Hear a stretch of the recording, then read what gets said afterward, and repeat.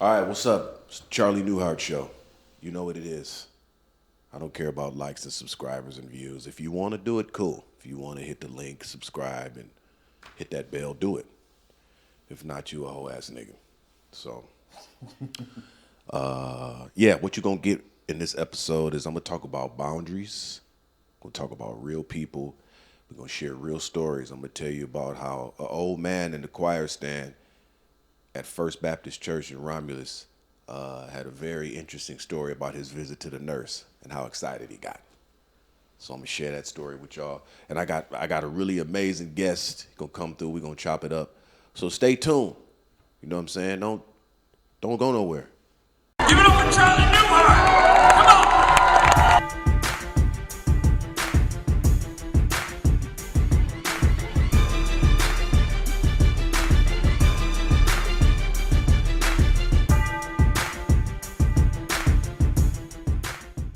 Back. What up? We in my garage. Cause I'm a real nigga. You know what I'm saying? This is my podcast studio. It's my garage. You see the bikes? Them is real bikes for my kids. I got a bunch of kids because I leave it in. So I'm going to get right into it. Yes, you know, I do TV stuff sometimes, you know, commercials, shows. I'm really grateful for that. But I'm just like a real dude. Like I'm not like psycho about pursuing that lifestyle and that career because it's sick. Hollywood is a sick place. I came here and I was brokering car deals at this dealership in Santa Monica, and What car dealership? it was Is it somewhere I went and got turned down before? I'm from LA. I don't want to say the name. I worked there full time for a period of time when I first moved here, and then you know, it was such a long journey from here. It took me 2.5 hours to get there from here to Santa Monica. And the manager was cool. He was like, look, you got this long drive. I know you're trying to pursue this.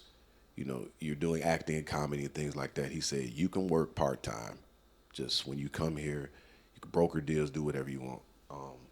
Just give me a certain amount of cars you sell per month. I was like, cool. So I was selling the car to this older Jewish guy. And he had like 80-something years old. I think his wife was like 30. It was a hell of a age gap. But he's buying her a car, and he was like, "Well, Charlie, what do you do? You can only work here part time. What do you do? What kind of work you do?" I said, "Well, I'm an actor, comedian.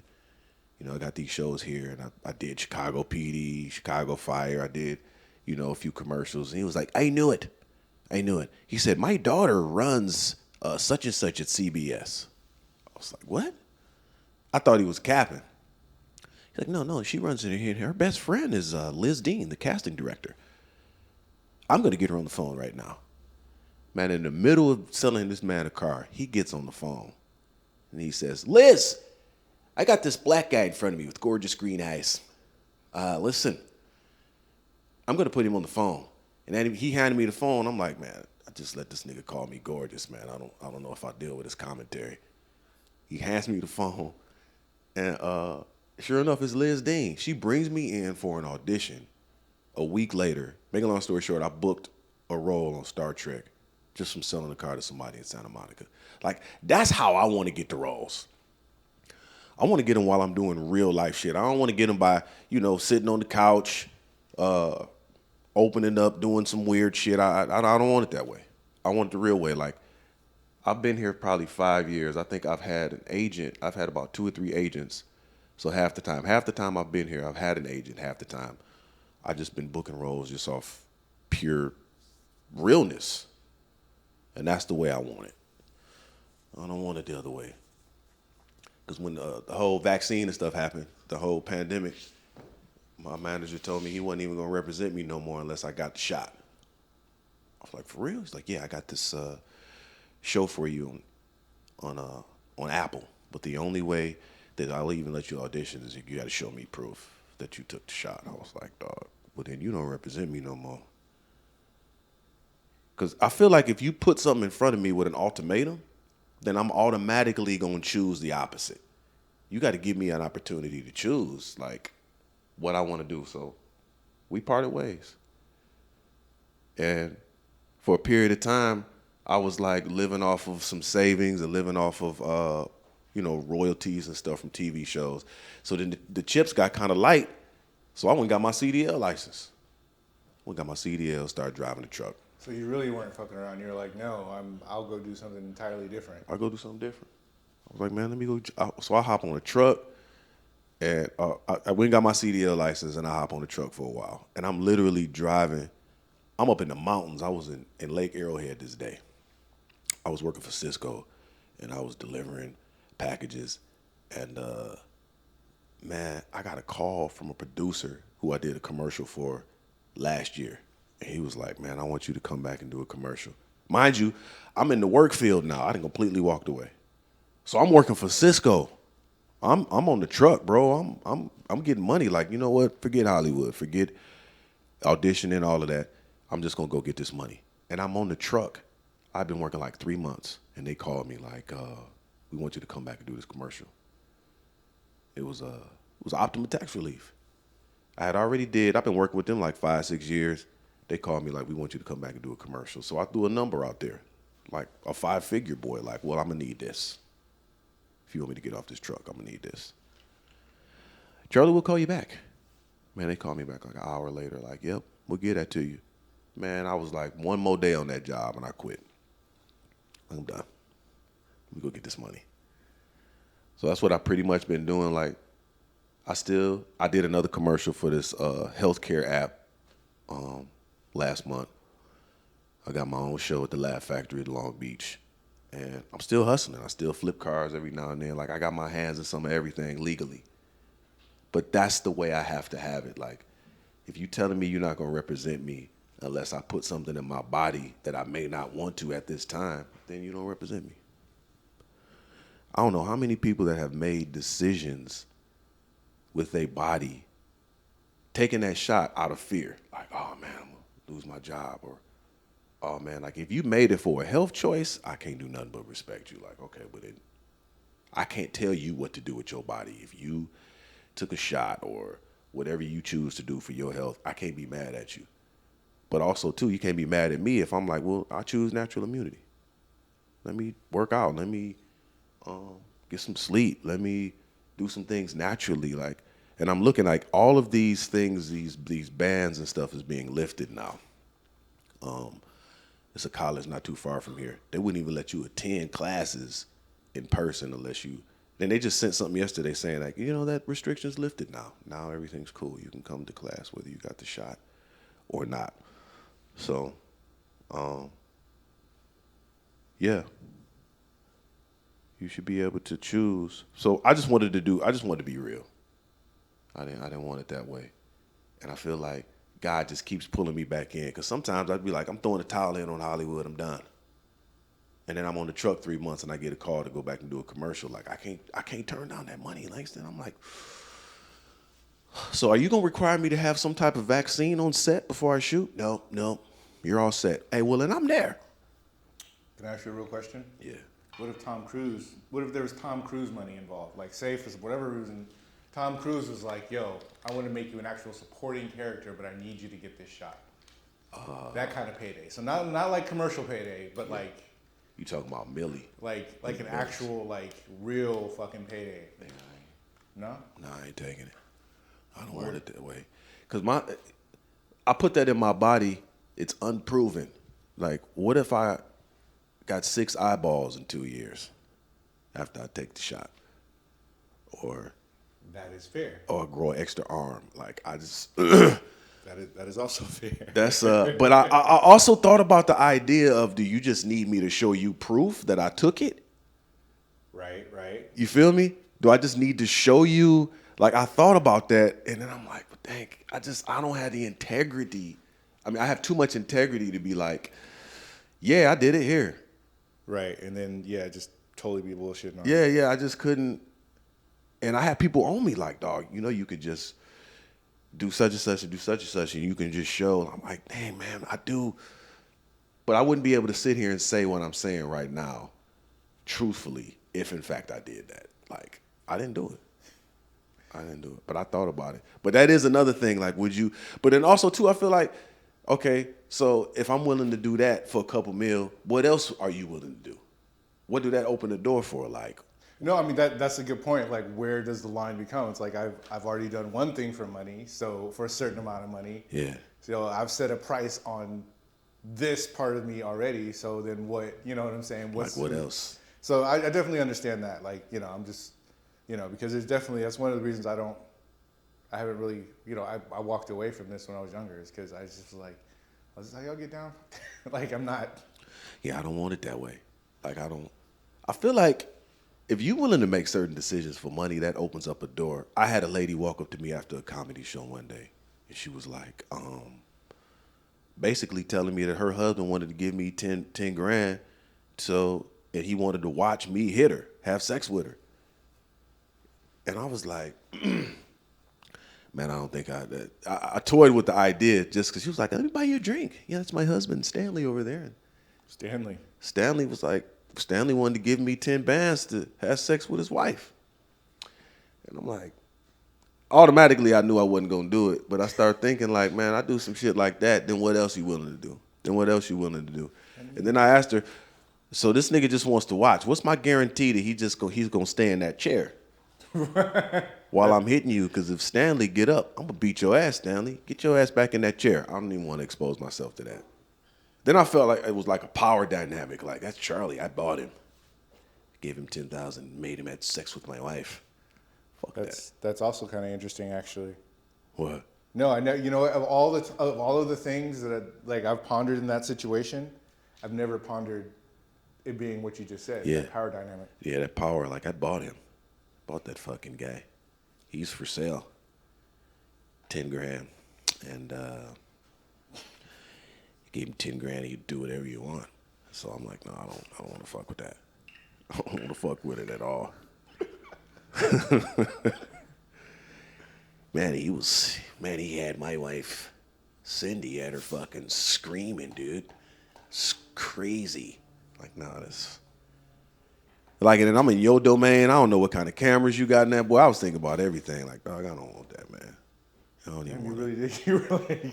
I don't want it. I was like, I don't want this type of energy, dog. I don't want it. I'm straight. So yeah, I gotta be real. I have to be real. I gotta be solid. And I think that kind of truth transcends on camera. That kind of truth transcends. And those are the kind of people that I attract. You'll see when I bring my guest on today, like, I just have to be around real people in real situations. Like, I think what I've been running into recently is real relationships are tested when you establish a boundary. Remember we was having that conversation a while ago? When you establish a boundary, or when you got to correct somebody, or when you're talking about how you feel. Like, I can't argue with people when they tell me what they feel. Like, that's your feelings, I can't argue with you. But I feel like when I'm establishing a boundary with somebody, if we not cool, or if it's weird after you or me establish a boundary, we was never cool to begin with. That's fair. That's how I feel. No, you're right. And then I'm looking at it like, damn, was I being plastic the whole time? If I establish a boundary and now we not cool no more? Like, literally this week, I had conversations where I established boundaries with a couple people. And, dog, it was like, damn, it got weird after that. And I'm like, damn, we must not have been cool. If I can't tell you, hey, these are the guardrails, we can't go beyond this. Now we not cool? Or you can correct me 100,000 times over. And in the one moment I'm like, well, hey, you know what? I got some light correction. And I believe in presenting correction in like a sandwich. You say something complimentary, and in the middle is the meat. Like, don't do this shit no more. And then there's another piece, the bread is another complimentary piece. I give you a sandwich. If you can't eat that sandwich, we was never cool. That's actually one of the things they taught us in the military as part of leadership. What? Oh, the sandwich? Is the sandwich. Lead with something good, put the criticism in the middle, get out with something good. See, that's what I'm talking about. And that's, I think, being raised like by my dad, and he was always correcting it. I don't even think he believed in the sandwich. It was just like, don't do that shit no more. Don't say that. Don't do that. It was all right. Mine didn't believe in that shit either. He was from Detroit and he wasn't fucking around. See, okay. All right, so we was both raised by old school OGs from Detroit. They was just like, don't say that. Don't do that shit. Don't, or snatch you up in public like. Real quick. And I be doing that shit with my kids sometimes, and I'm like, okay, let me build this sandwich.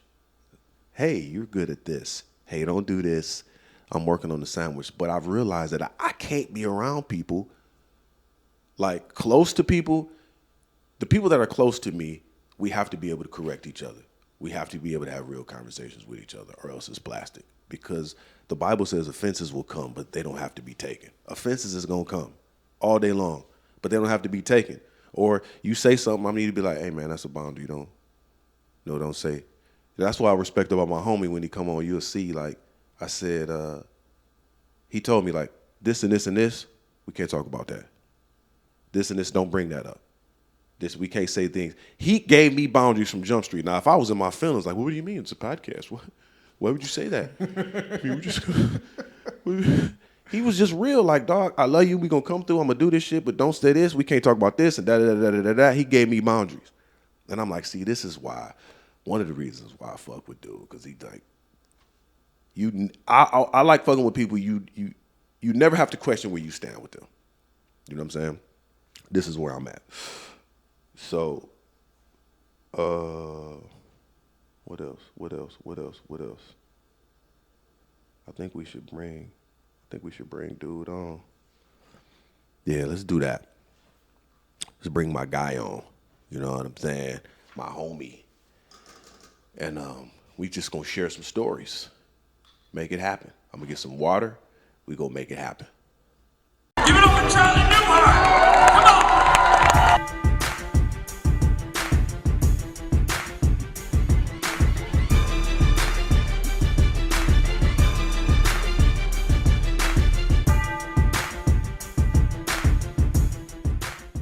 Yeah. Hey, listen, man, this is my guy. This my homie. You know what I'm saying? I feel like we attract what we are. You know what I'm saying? And throughout our courses and travels in life, sometimes we just gravitate towards certain people, but I tend to gravitate towards people who have incredible life stories. You know what I'm saying? And them the only kind of people that I want to fuck with, man. So, man, let everybody know who you are and, you know, what's going on. My name's Jihad. How long we known each other roughly now? Man, it's been some months, bro. 6-ish, maybe? 6 months. Six really months, been baby. Talking about 4? Not 6 too months. too long. Yeah, it ain't been long. It ain't been long at all. But it was just such a natural. What do you need the mic? Just talking to, like, if you could just turn the mic a little bit. Sorry, I hate to keep interrupting the podcast. Go ahead. This is all brand new to me, pimp. You got to let me know. That's all good. Yeah, just turn it down. I like that. Yeah, because these are designed so that you got to be fairly close so it picks up your voice the You best. want it closer? Yeah, if you don't mind. Nah, you can leave. All right, that's cool. That should be good. All right, thank you. Sorry, guys. No, it's all good. you the man. See, I told you he is. Hey, fix that shit. Do that shit. Yeah, let me know. Yeah, so this my homie, man. We like 6 months. I'd say something to that effect. We cool. Been cool like 3 to 4. So look, we had this challenge at work. What we both do is I don't be there every day, but a few days a week I'll go and bring people who need to get their CDL license. So I wait at the DMV. I bring a semi truck at the DMV, and I have maybe 3 or 4 people.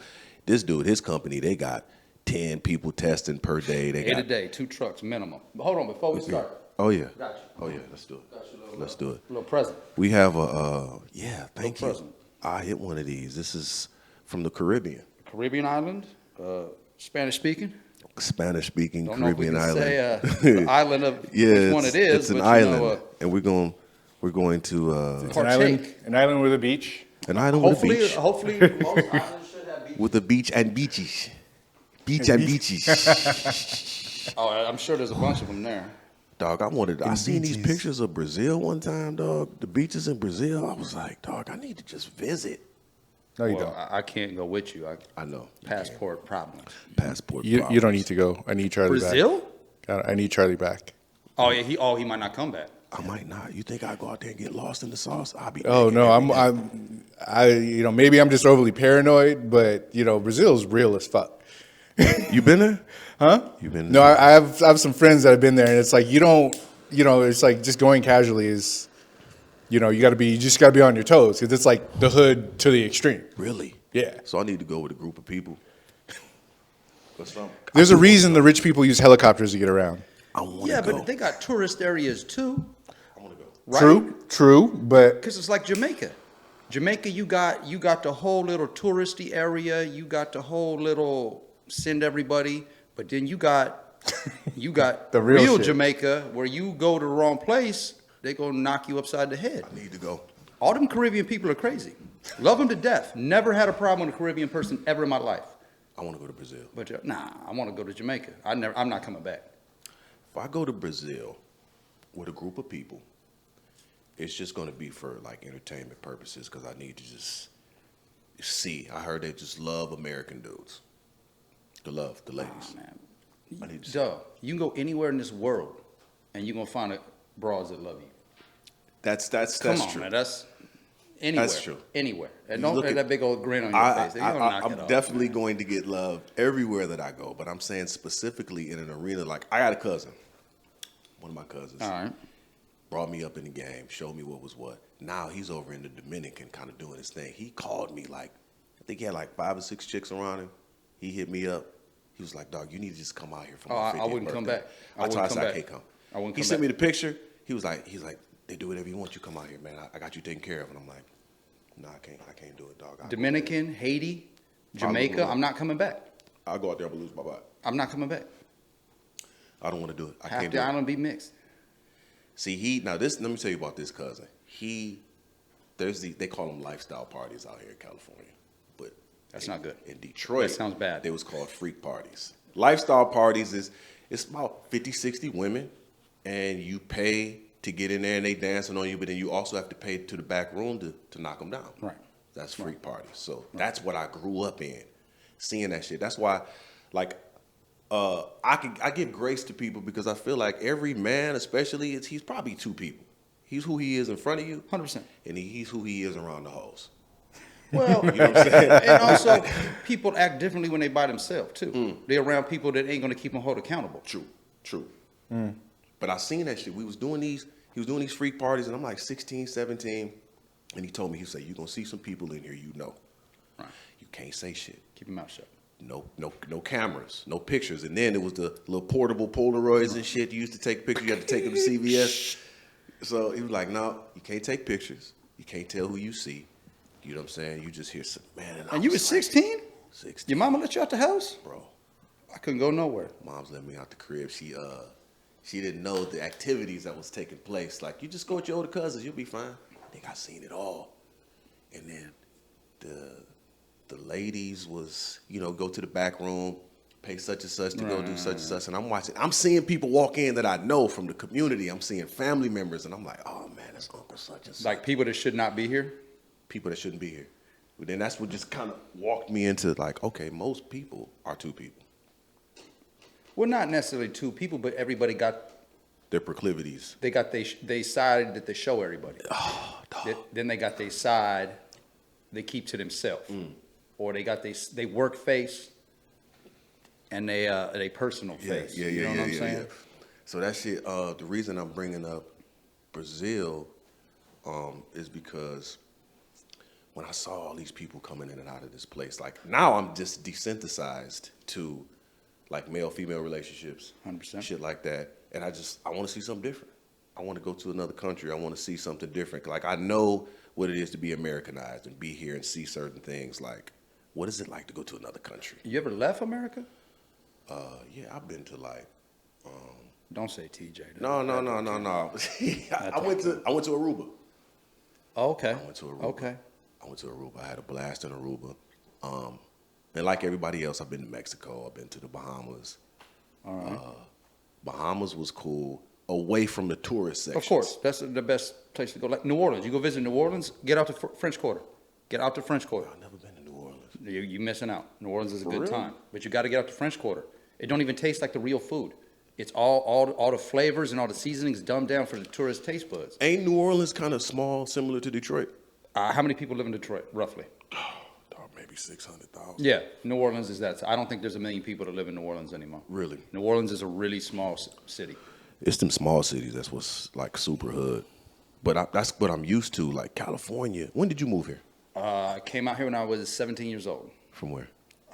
Mississippi. Mississippi. Great state The great state of Mississippi. of Mississippi. Did you know that Mississippi, Here we go. California, Maine, and West, this is just a fact, just out the clear blue. Those states, California, Mississippi, West Virginia, New York, and Maine, do not allow you to submit religious or personal beliefs for your kids not to take a vaccine for school.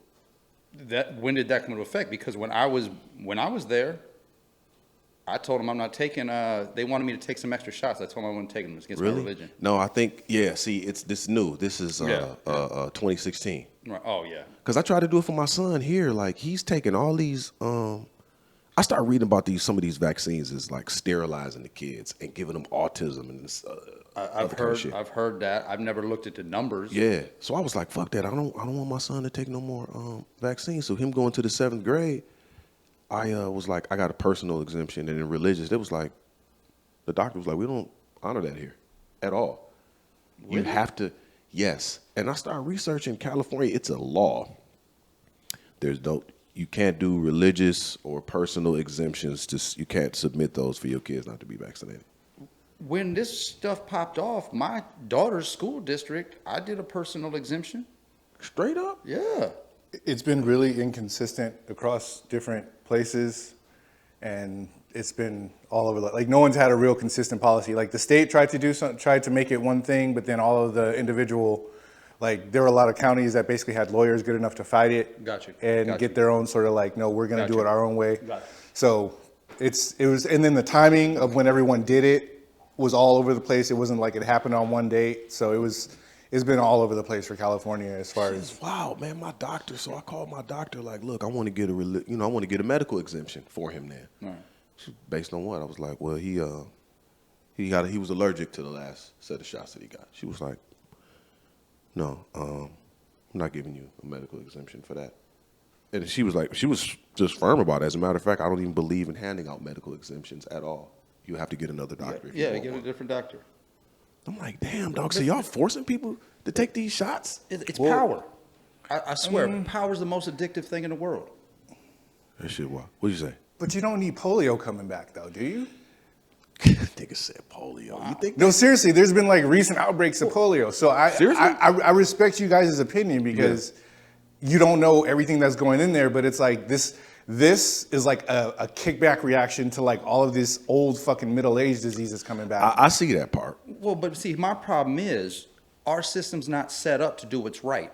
Our system's set up to make this company money. Facts. So are you really, really are you putting everything that should be good in that alleged vaccine in there? Or are you cutting corners to make a couple extra $1 million? Yeah. Facts. You pumping junk in me. You know. Well, you know what my messed up thing is, and I learned this from the military. They always said that you don't need to worry because we spent too much money on you for you to die. Yeah. Shit. In reality. Right. We train you because we spend too much money on you for you to die easy. Damn. We need you to bring back this $1 billion boat with everything on it. So from the position of vaccines, they need their workforce. Right. Yeah. So that's the only reason why I'm like, nah, they're not going to do shit because they need people out here making them money. They need the system to keep going. And if everyone starts dying, then... But they need the healthy people.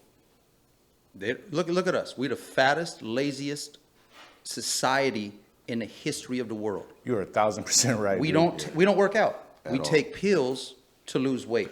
Yes. We take pills to take care of problems that the first set of pills gave us. Yeah. I'm watching TV, probably the Dodger game or something, and they talking about this pill for your mental health, but it gives you twitches in your cheek, twitches in your arm. Right. They said if that's happening, just take this other pill. If you have anal bleeding after taking don't stop taking the first one, just take this other one. Like, nah, man. And I agree with you there. It goes too far. Do you know what Viagra was originally intended for? What? Allegedly. Again, I wasn't in the board meetings or anything like that. Allegedly, it was heart medication. And then they're doing their clinical trials, pumping this. Niggas is walking in there. Fully wood. Like, oh, it does this? Yeah. So it's an educated guess at best. Wow. Shout out to gas station boner pills, though. What is it, the Blue Rhino? The Blue Rhino. Tiger Power. Do not go into a gas station with all your homeboys asking for a Blue Rhino. Like, what the fuck you doing, man? Hold on, no, there's never a bad time. What if that's the only time you're going to be in there? I need a Blue Rhino. You never know. You got to go home to the wife, dog. I go in there and talk shit sometimes when I'm at the gas station. I'm like, hey, listen, how much for that gas station boner pill back there? The Blue Rhino 9000. How much is that? You got to get 2 at a time, just in case. But on the medical shit, though, I was getting like, I don't know what the fuck was going on with like my neck, my throat. My shit was hurting for weeks. Felt like I was getting choked. I go to the doctor and come to find out I have acid reflux. Okay. Take this medication, you'll be fine. I look at the back, I'm looking at the side effects, bro. Like, the fuck? So I just Google, like, oh, what are some of the things that I can do to reduce my acid reflux? It was one simple thing. Less tomatoes. Less ketchup, less tomatoes. Dog, I cut tomatoes? I cut tomatoes completely out of my diet. Cut ketchup down, right. Acid reflux went down. Doctor couldn't tell me that because I heard, could be wrong, I heard that most doctors only have to do 4 hours of nutrition study, but everything else is medical. But out of their residency, it's only 4 hours of nutrition. Let us know in the comments if y'all know this. Yeah, let me know. If you're a doctor and you did more than 4 hours, send a picture of your motherfucking certificate so if you're a real doctor. But again, this goes back to it's set up to make money. They have to pump these pills out so this company makes their $1 billion back or whatever they spent. Yeah, big businesses. Yeah. What was that shit we was talking about the other day about how the food that we have, how the back of it has all of these facts and shit, and then that was the other guy. He was talking about how the FDA is bought, and the back of the nutrition shit on ours is 1 million miles long, and then somewhere else it's just like you go to other countries, there's like 5 ingredients. Yeah, that doctor shit was kind of scantless because tomatoes. That's insane. Tomatoes. No idea. And I have not had acid reflux since then. I just didn't want to take that medication because when I looked at all that shit on the back, and it's big business. I even feel like this current vaccine that everybody just took it was so big business related. It was so many billions of dollars that was generated because of it. And I ain't mad at you if you took it or you didn't, but at the same time, I feel like now that everybody got their money, okay, now let's ease off with some of the requirements. We don't read no more. We don't do research. Yeah, I agree. People don't look into anything anymore. I agree. Nothing at all. Because we in such Denzel said this quote. He was talking to a reporter. He said, what happens when there's just too much information? There's too much information available. And I feel like we're in that age now that there's so much information available that everybody's an expert. Even us sitting here talking shit. Well, yeah, we think we know we what think we're really we know, talking about. but did we actually really read? Did we look at it? Yeah, and some of this shit, like I need to read on my own. Like I did research that about those states, and you can even fact check me if you want. California, New York, West Virginia, Mississippi, Maine. Those 5 states will not allow you to submit a religious or personal exemption to keep your kids from being. That's some shit I read. I didn't hear that from nobody else. But you're right. Most people, we just saw some influencer saying some shit and was just like, yeah, you know what? Oh, that sounds right. Or it aligns with what I think, so I'm going with it. Whatever your truth is, you can find it on the internet. Oh, so like whatever you're looking for, you can find. Yeah, porn. Wow, well, that's too easy to find. Don't get me started on that. If you're looking for porn, if you're looking at... Well, look. Dude got kicked off the internet. I don't know if we can say his name. Dude got kicked off the internet. I'll say his name. Andrew Tate. Mm-hmm. Dude's got like I don't know how many followers he has. I'm not on social media. Yeah. But anyway, so he got kicked off the internet for saying, men need to be men, all kinds of shit. Everybody knows who he is. They can go look him up. You can see what he said. But they kicked him off the internet. Straight? But you can find porn on any phone. Yeah. He's not on Twitter because he said some things, but you got broads on Twitter selling, showing everything. Hey, some of those people are my friends. Well, that's fine. Well, let me know. Yeah, give me their handle. I get a discount on the link. Yeah. Give me their handle. Yeah, it's I don't know. I think from being from the Midwest coming here, one of the things that I've noticed is that California especially it's highly regulated. A lot of rules, regulation. My dad tried to open up a car lot here. It was more rules and regulations. He was just kind of discouraged, like for business owners and things like that. A lot of rules and regulations, but when it comes to a morality code, it's like zero. You can do whatever you want. Do whatever you want. Do whatever you want. You want to identify as a wash machine? It's a tree now. You a tree today. Who you gonna be next week? I'm identify as a tree. Who you identify as this week, Langston? No, it's how you feel. Oh, yeah. We're about feelings. We're not about facts anymore. How you feel? We're about feelings. I come from the 80s. I don't buy all of this bullshit. Facts. Facts. So you don't want to identify as a white bitch today. Sir, I come from the 80s. We ain't about that life. I don't understand that shit. Since when did we become ran by feelings? When did this switch happen? I don't know. We need to explore that. What happened? What happened for it? Do you know a motherfucker can, in several states, they can change their gender on their birth certificate? Can you imagine that shit? You think you dating abroad. It doesn't. You think you dating abroad, like legit. And you wondering why, like, but this bitch ain't having kids, man. What's going on? You know what I'm saying? I know and then somebody. you get access to the birth, and then they tell you that they changed their motherfucking birth certificate, and it's like, I done married a motherfucking dude. Look, I know somebody. I know of somebody that did that. I got somebody in New Orleans that I know very well. Mm-hmm. His homeboy went to Atlanta.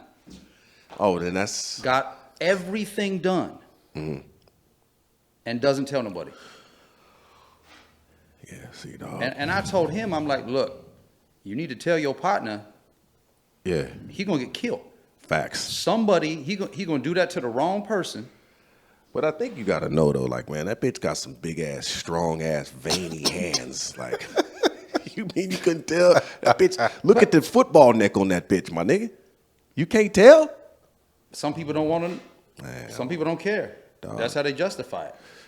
Yeah. Okay, so look, if you out there changing your birth certificate, you probably ain't watching my shit no how, so I ain't even talking to you. Yeah, man, maybe that's a good point. Maybe that's a good I point. don't know. You always remember there's people that just hate watch nowadays. They can't just move the fuck on with their life. Yeah, that's true too. Just hate, just watch. I heard people just watch people they hate just so they can talk trash. My son comes up to me. Well, he called me, and he was like, "Dad, I'm here at the house."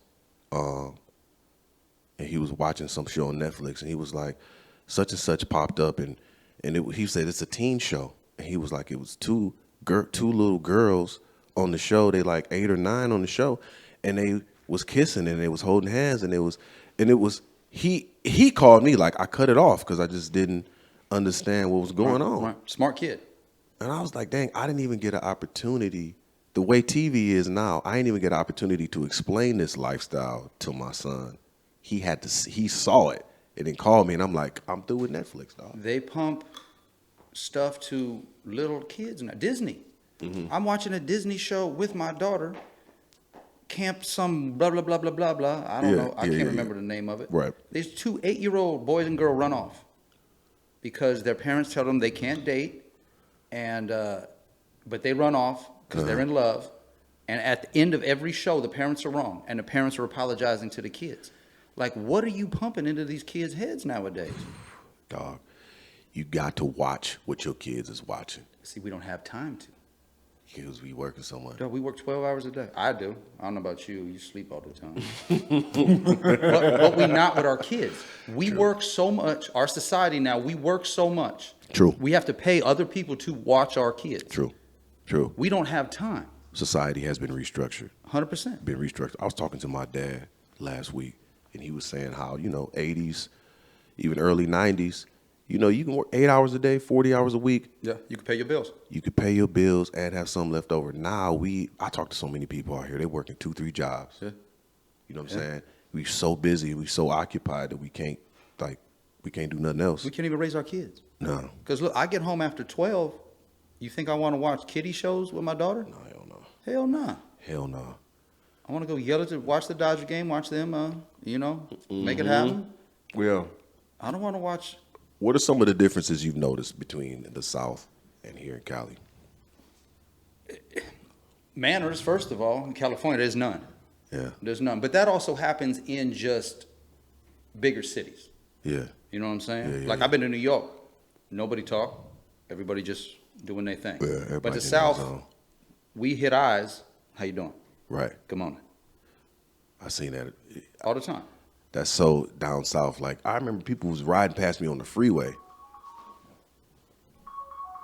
Oh, shit. That's the money calling? That's the money phone? No. You go ahead and answer it. Put it on. Nah. It's kid's grandma. She just yelling at me up to go get my daughter's hair done. One of the things I noticed about being out, like, I love the opportunities out here. I love the weather. 100%. The weather, the opportunities, and not only that, like me selling a car to a dude at the dealership and then him offering me an audition and I booked the role. Like, I ain't saying that shit can't happen nowhere else, but the frequency in which it happens here. The chances of it happening are slim. Yeah, it's so higher here for it to happen here. But also, too, like it seems unnatural to be around so many people. It's crowded. It's very crowded here. Traffic. But that's everywhere now, dog. No. Look at Houston. Okay. You can't go nowhere in Houston. Man, it ain't allegedly. like here. Again, I ain't been out of the state of California in a couple years, but that's a whole nother topic of discussion. I heard Miami's like that. I used to run around Miami like it's probably 18, 20 years now. Yeah. There wasn't too much traffic. You go where you want. Now, I heard it's bad. So you saying it's the major cities? Everybody's I know going to the Dallas. cities. I know Dallas is like that for sure. But Dallas even still, I went to Dallas. It still don't compare to here. Of course not. For you try to go 5 miles and it take you an hour to go 5 miles. Dallas Seattle's like that now too. What is it? There's no boundaries. Seattle. Seattle? I was stationed there for a while, and every time I go back now, it's like, am I in fucking LA? Like, the fuck is this shit? Like, Yeah. There's nowhere for people to go but up. Because look, California and in LA, you got the ocean and you got mountains. Mm-hmm. There's no room. Dallas, you can go 20 miles each way and there's nothing. Yeah. LA, we just going up now, like New York. Yeah, that shit is crazy. That shit is crazy. And I just feel like this place is crowded and the cost, what it costs to live here, dog. Ridiculous. And I'm looking at even down to the prices of like used cars. The price on shit is so high now. I'm like, dog, what the fuck is going on, bro? Yeah, but I've been in New Orleans. There's not that many cars, so people are selling cars you can get out here for $500 for like $2-3 grand out there. Shit, just because there's no cars. I need to go. At least look, and again, that was a while ago, because Allegedly. California, but you know. Allegedly, yeah, I need to. Shit, man, I might need to take some cars out there, man, on the hustle. Again, I don't know about the prices, but I remember some dude selling a little I don't know, was it a Chevy Cavalier, like bucket. Like I don't even want to be in this car. He's selling for like 3 racks. Whew, that sounds like a place I could really go and get down. Well, again, I don't know. I'm the shooter king. I'll be selling a little. You should have seen the You little sell piece snow of to shit. an Eskimo. You should have seen the little piece of shit I was driving last week, man. I just flipped it the other day. Dude met me at the park like, man, give The me one XYZ. with the little thing in your wallet. Yeah. I had to, dude. So I didn't even put that. I don't even give a fuck. I didn't put that boy in my name at all. I was just riding around with the title in my wallet. For like how this. long? Shit, man, a couple months. And that title was beat up too. The title was hit, and then I got flicked a couple times. I just pulled the title out, like showed it to the officer, like the car ain't in my name, and then when I got that ticket last week, I was like, it's time to sell this motherfucker. Little hint there. It was a little time. hit. time to get rid of this motherfucker. It's time to get rid of it, man. Let me sell this boy, man. And I put it on Facebook Marketplace, and that's What'd you get for it? shit. More than you paid for it? I paid $550 for that bitch. I sold it for $700. All right. Drive it for a few months. Little shooter. I drive anything, man. But this place is so perception based now.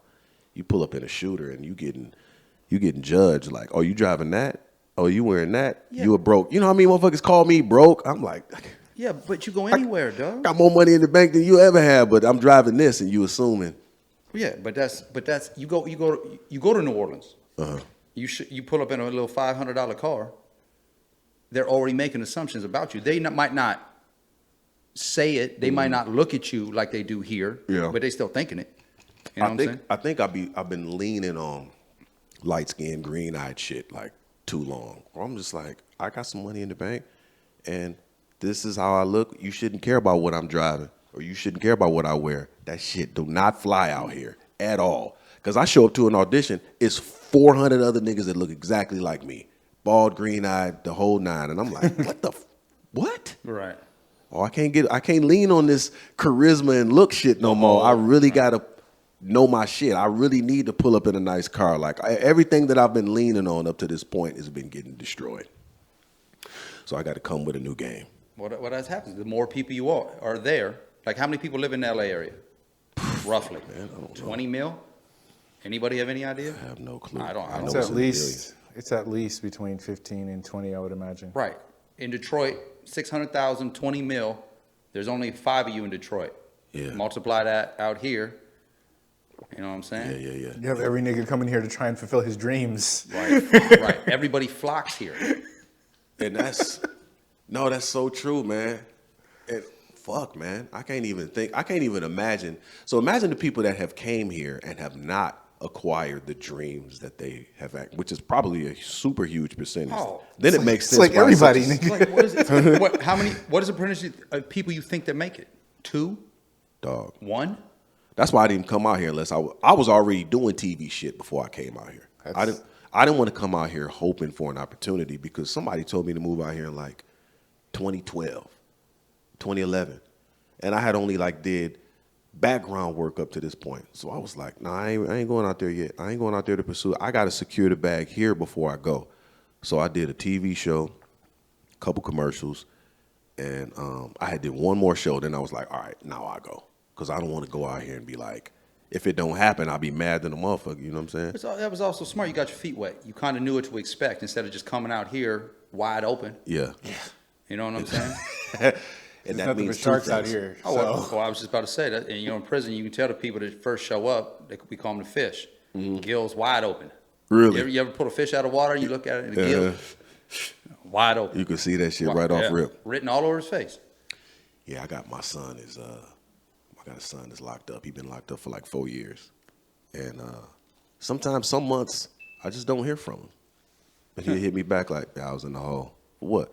Got into a fight with a nigga at the hoop court. Or I had to such and such, I had to swing on somebody. Or yada, yada, yada, I got my gangster got tested or this, that, and the third. But it's always keeping on that stone face of not letting how you feel inside be exposed on your face. You can't. Yeah, I believe that. You don't show emotion. Mm-hmm.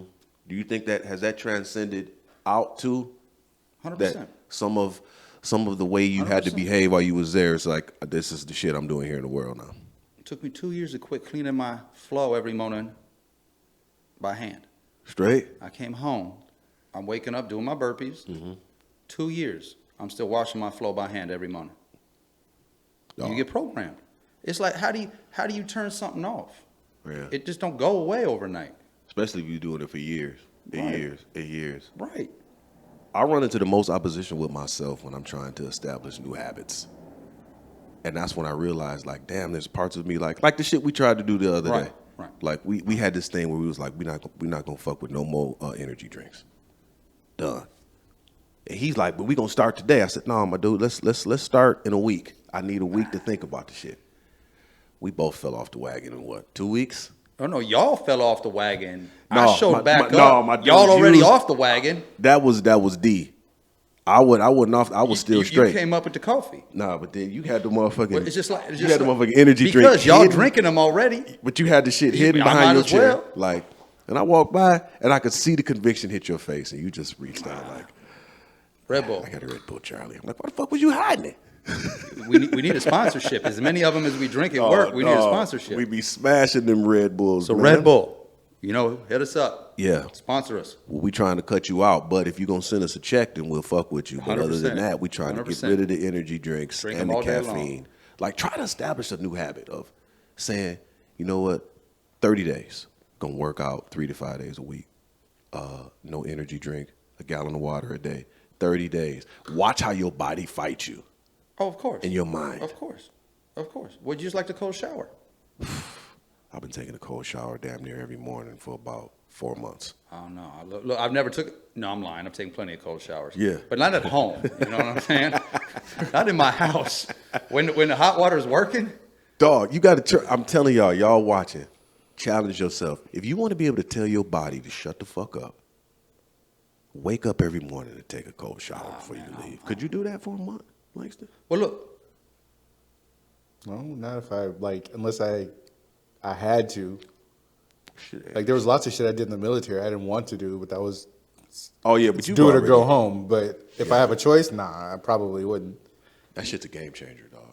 Like right today, I was in my head when I woke up this morning about whatever, all kind of shit. I was like, damn, man. I opened up my notebook. I wrote a page in my journal. I just poured my thoughts out. I felt a lot better. And then I jump in the shower. Freezer cold shower. By the time I came out, all that shit that I was dealing with in my head, gone. You played sports? Oh, yeah. Growing up? Ice baths. Yeah. Remember the ice baths? I fuck with the ice baths. Dog, you felt so much better when you got out the ice bath. Yeah. You got beat up in practice. Yeah. Whatever it was, you go sit in the ice bath for, what was it, 10, 15, 20 minutes? I don't even remember. It's been so damn long. I'm getting old, dog. Yeah. But you get out the ice bath and you felt better. So I get the shower shit. I hate being cold. And if it's a cold morning, like maybe in the summer, I could pull that off. That's how you tell your body. In the winter? Yeah, dog. Oh, no. That's how you tell your body. And look, you know what's embarrassing? What? I call it winter. It's California winter. People back in Detroit, that's winter. Facts. That's winter. You already know what it is. That's real winter when it's snow. That's why motherfuckers from Detroit behave a certain way. Detroit, New York, anywhere it's cold in the wintertime. Because if you had to get somewhere in the morning and it was snow, you had to scrape the snow off your car. Oh, man, I got ice, all that shit. Driveway, you got to scrape your driveway. You can't even leave. That's a whole nother preparation every morning. Doing that shit like before 20 you minutes. Makes you a hard person. Like, so in the South, it maybe snow a quarter of an inch once every 2-3 years. Right? So I don't never really dealt with snow like that. My mama had me live in a couple places it snowed, actually. Yeah. But I was young. I don't remember none of that shit. So most of my memories in adult life, I lived in pretty nice, warm places. Yeah. Man. Yeah, I see that shit in comedy clubs. Like, when you telling jokes in New York or Detroit, motherfuckers is looking at you like... You soft. I'll never forget, man, when I was doing a comedy show in Detroit. Early on, I was like 21, 22. And I got up and I told one joke and they laughed a little bit. And in this particular place, if they don't think you funny, they shake their keys at you. Like, go home? Dog, I told this joke and they laughed. Detroit? This was in Detroit. Gotcha. They laughed, and it was in the wintertime. It was cold. Motherfuckers had to scrape the ice and shit off their car before they got there. Dog, I go to the comedy club. I tell one joke. I take too long to get to the second one, and I locked eyes with this big bitch front row. And I watched her reach into her motherfucking purse. I was like, oh shit! So I'm trying to rush to get to the next joke, and she starts shaking her keys, and my dude, the sea of people start shaking their keys. Time to go get him. So I'm trying to continue to tell joke, and this dude in the background is the one that killed me. Because while they shaking their keys, he just said, "Get your hoe ass off the stage, nigga." Wow. I was done. Yeah. I stopped doing comedy like 5 years. Damn. But that kind of attitude is there. It's in New York. And then when I came here, I remember watching the comedy show, and this comic was on stage telling the corniest fucking jokes. Oh, man. So what, you think it's fake laughs out here? No, I think part of it is fake laughs, but I think part of it too is like these motherfuckers in the audience, some of them don't know that real struggle that a motherfucker know in New York when they got to scrape the ice off their car to get up in the morning. Well, there's also different parts of California. True. You know what I'm saying? The whole Hollywood scene. And that's where this was. That's the fake. But I know motherfuckers in Inglewood, Long Beach, the other little hood spots. Some of them is like, they know the struggle. I did a show in Inglewood one time, and nigga, I didn't do well. I didn't do well. That's not good. That's not good. I ain't even gonna lie, dog. And I was some new shit. I was like, let me just do this. And like, damn, that's when I found out, like, you can try that new shit out in Hollywood in front of a sea of these plastic faces. But when you see how he's sitting right now, that's exactly how the motherfuckers was. They was like, this ain't funny. What? I'm from near Inglewood. Yeah, see that? He already know. So they sitting, dog, and I cracked the motherfucking joke, man. It was, a couple people was like, whoa. I was like, oh shit, man. Let me go back to, I had to quickly change my shit up. Like, let me go to what works. And as soon as I went to what works, the room was laughing. But with that new shit, it was like, nigga, we ain't feeling. You got to play the audience. We ain't feeling this shit, nigga. You better shut your ass up. It's reading the room. I definitely learned that here more. You have a great ability. You need to tell them jokes, dog. Because you be in the DMV having motherfuckers crying, laughing. But see, I'm a counterpuncher. I can't stand up and tell a joke and it's funny. Right. I need something to happen, and I counter it with something. True. You know what I'm saying? Yeah. It's like boxing. You know, some dudes are aggressive. Then there's Floyd Mayweather. He gonna sit back, duck and dodge, and then he's gonna hit you. I'm more of a counterpuncher when it comes to comedy. Yeah. I can't stand up on and just make people laugh. I get that. I think it's just storytelling. Like, I love to tell stories. In real life shit. Who the fuck is that? Real life shit that has happened. Those always have to be the best. Dog. Those and the funniest. This is so random, but I can't get this old dude out of my head. His name was Mr. Courtney. Mr. Courtney. When we grew up, we was in First Baptist Church in Romulus, right? And my dad sung in the choir. There was a male chorus. So he had us with him. I was like 12, my brother was 10. So we was at practice, the male chorus. Mr. Courtney is probably late 70s. All right. Colorful nigga, like dark-skinned dude, but always wore bright shit. Like this nigga had a full yellow leisure suit on this day. Just like canary yellow, pimped out. Canary yellow. Nigga look like a bee. He dark-skinned, but he got yellow shit on. So he's in the we doing rehearsals and shit, and we working on songs, and there's probably like 30 or 40 of us in the choir stand.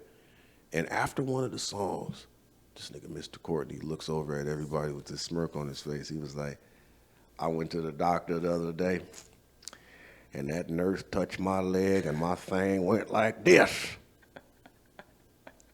And I'm like, my dad's looking at us. This and everybody in the church. In church. And the nigga here, this nigga's just full on. He got his arm up. Like, y'all know what this is, right? And they was like, all right, let's just go to the next song, Mr. Courtney. Let's just sing the song. I could not get that nigga out my head, dog. That was the funniest shit ever. Mr. Courtney talking about that nurse touching his leg. Like, for him, he didn't need the Viagra or the Blue Rhino. He just... Nigga just... The blue what? The Blue Rhino. Where do you get those? At the gas station. Oh. That nurse touched my leg and I took a Blue Rhino before. I took a Rhino. Yeah? How'd that work out for you? Is it everything it's made out to be? It was a power boner. So I need to go get one? Was there a lot of sugar in it? In the Blue Rhino? Uh-oh. Fucking no. What about the sugar? Maybe. I think it had oat milk in it. I'm pretty sure that don't. It was. They on my head because I drank I had some zero sugar Smirnoff. Say that one more time. Zero sugar Smirnoff. One more I again. fucked around and came out here to California, and now niggas drinking zero sugar Smirnoff. Look in the camera and say it. That's I embarrassing. did. I drank zero sugar Smirnoff, and I call myself being healthy. Zero sugar Smirnoff. Shit is trash. I didn't even realize vodka had that much sugar in it. Vodka, man. That's why people who drink a whole lot over the course of years, they start to lose their chiclets. It's like all that sugar starts to eat up at their grill. And I had zero sugar. Smirnoff. It's embarrassing. You think so? I know so. What about the fact that there was at one point I took a Blue Rhino? That's fine. You gotta do what you gotta do sometimes. That's cool. You know what I'm saying? You ever took a Blue Rhino, Langston? No. No boner pill? I'm more of a Tiger Power myself. Oh, what's the Tiger Power? I did The that Arab shit. honey. What about the Arab honey? Arab honey. I heard about that shit. I've never tried it. I just heard about it. Oh, well, you're going to have to put that on the list. All right, well, we got to try all these. I tried the Blue Rhino one time, and I'm done. Are we trying to get another sponsorship with Blue Rhinos and Blue Rhino. Blue Rhinos and Red Bulls? Listen, That sounds like a bad combination. That's a Lamar Odom combo right there. Never mind. Cancel All that shit. You know what? it. You know what I'm about to do, nigga? I'm about to do an Odom in this motherfucker. Like, what's that, nigga? I'm about to take 2 Blue Rhinos And a and Red drink Bull. 2 Red Bulls, Oh, and you end up on the floor. It's convulsing. Let's see what happens. We gonna call that going Odom. Odom? So what does it do when you go Odom? 3 Blue Rhinos and Damn, 6 the Red doses Bulls. keep going up, dog. This might get dangerous. The nigga started wanted to at fuck one. for 6 days straight. Like, fuck it, man. I'm eating 12 rhinos. Quit your job. Can't even go to work no more. Who got time to fuck a bitch for 2 hours a day? Hell no. I ain't got time to sleep for 2 hours a day. Get a 20-minute, 1-round run. Wham, bam, thank you, man. A power run, a power 20 ball. And a power 20 ball, and then I'm out the game. And then I'll see you tomorrow. Or maybe later tonight or early in the morning, but I'm going to eat a sandwich first. And I need to relax. And a nap. I'm gonna need to take a nap because I'm gonna put in some serious work for 20 minutes. But if it take a woman more than 20 minutes to come, that means she been masturbating all week. Well, You shouldn't take you that long. Why is it taking you so long to come? Scientific proof to back that up, or that's how I feel. Like if it's taking you an hour to have an orgasm, that means your clit is desynthesized. It shouldn't take you that long. Something's wrong with you. I'm not about to be working for 2 hours. We have to do some research to figure this out. We got to conduct some research. Research projects. Give it up for Charlie Newhart. Come on.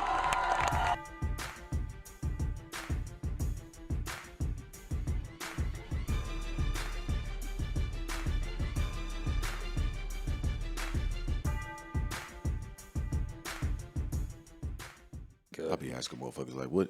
If you'd have met me the first time you met me, I had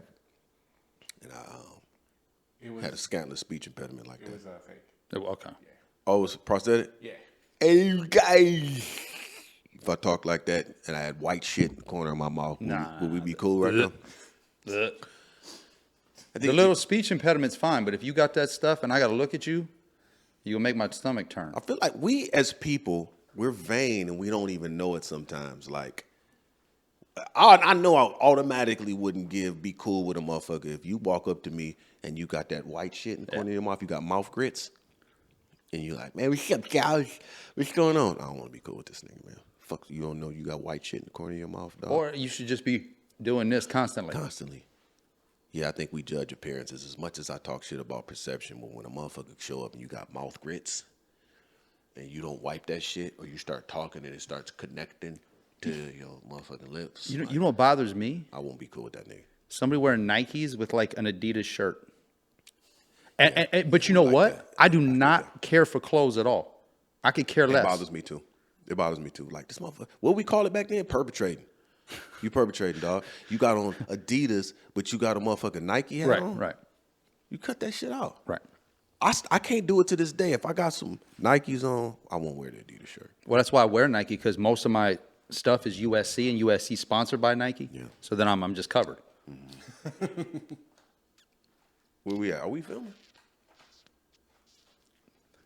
I want to fix something real fast. Mm-hmm. Just give me a little glare. Sorry. What do you think about that? Just that Epstein chick, where they won't release the client list? Just saying Maxwell. You heard about that?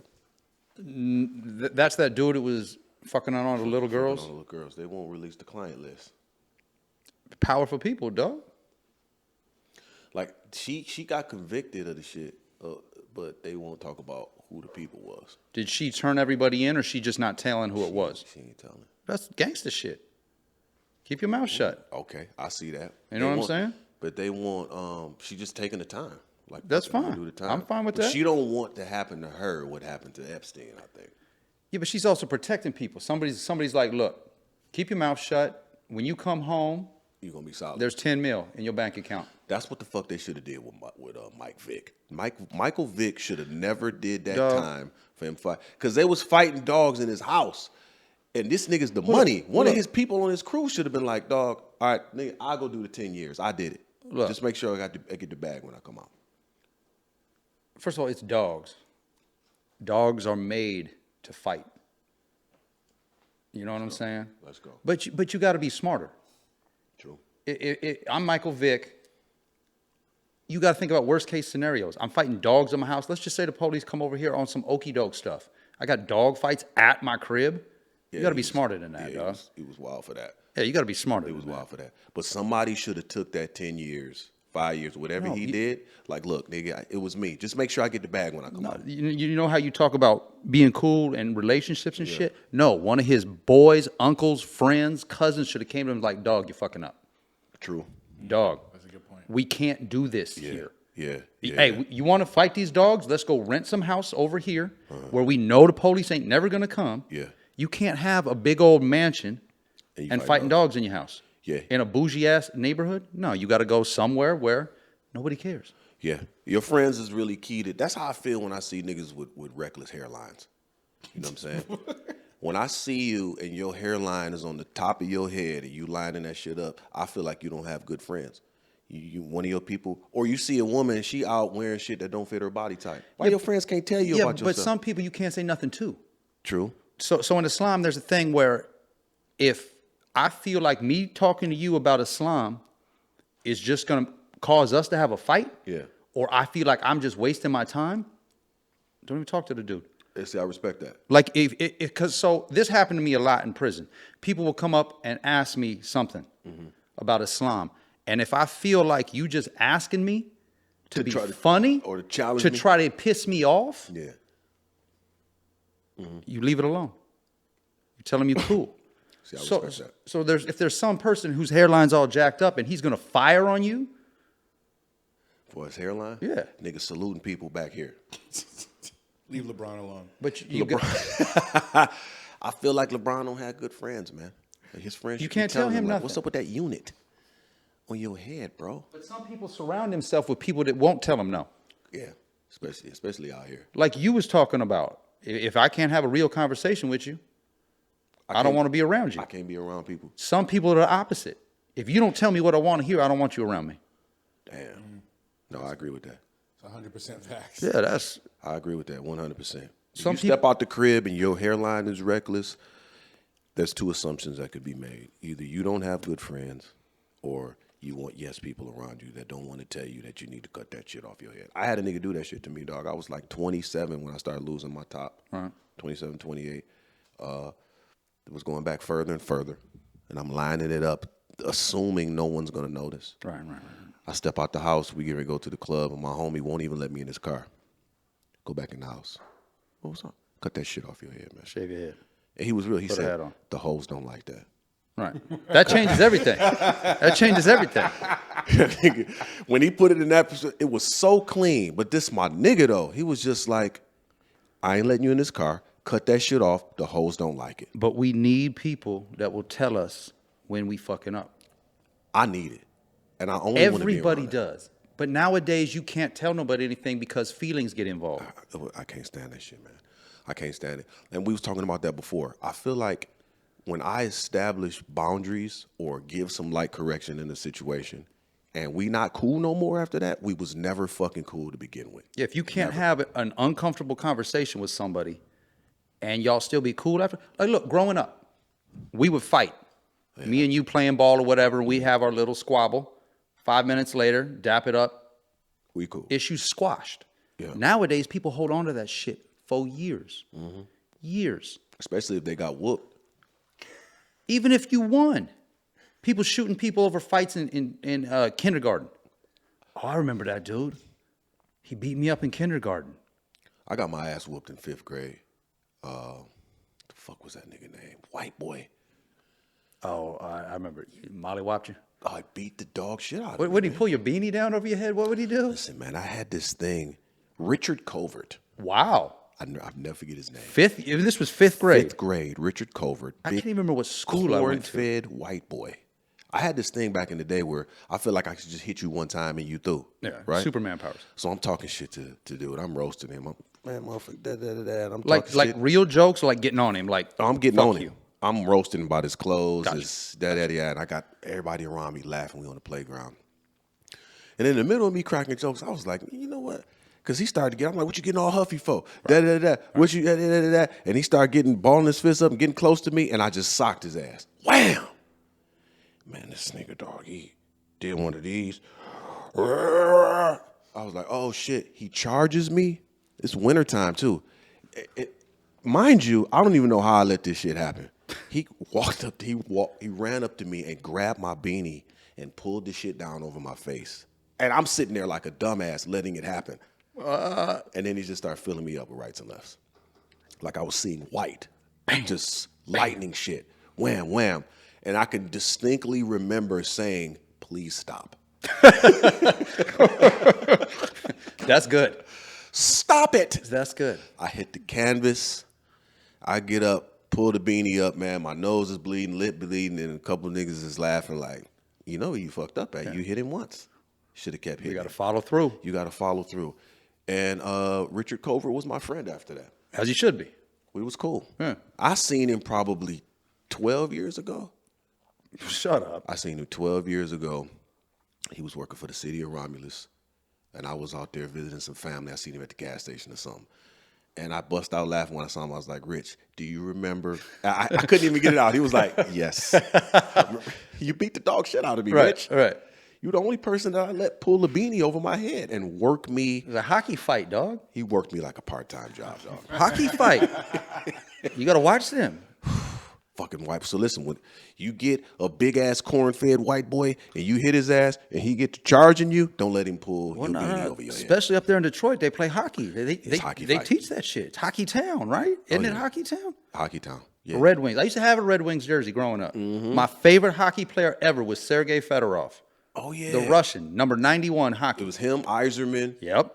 Who was the other dude?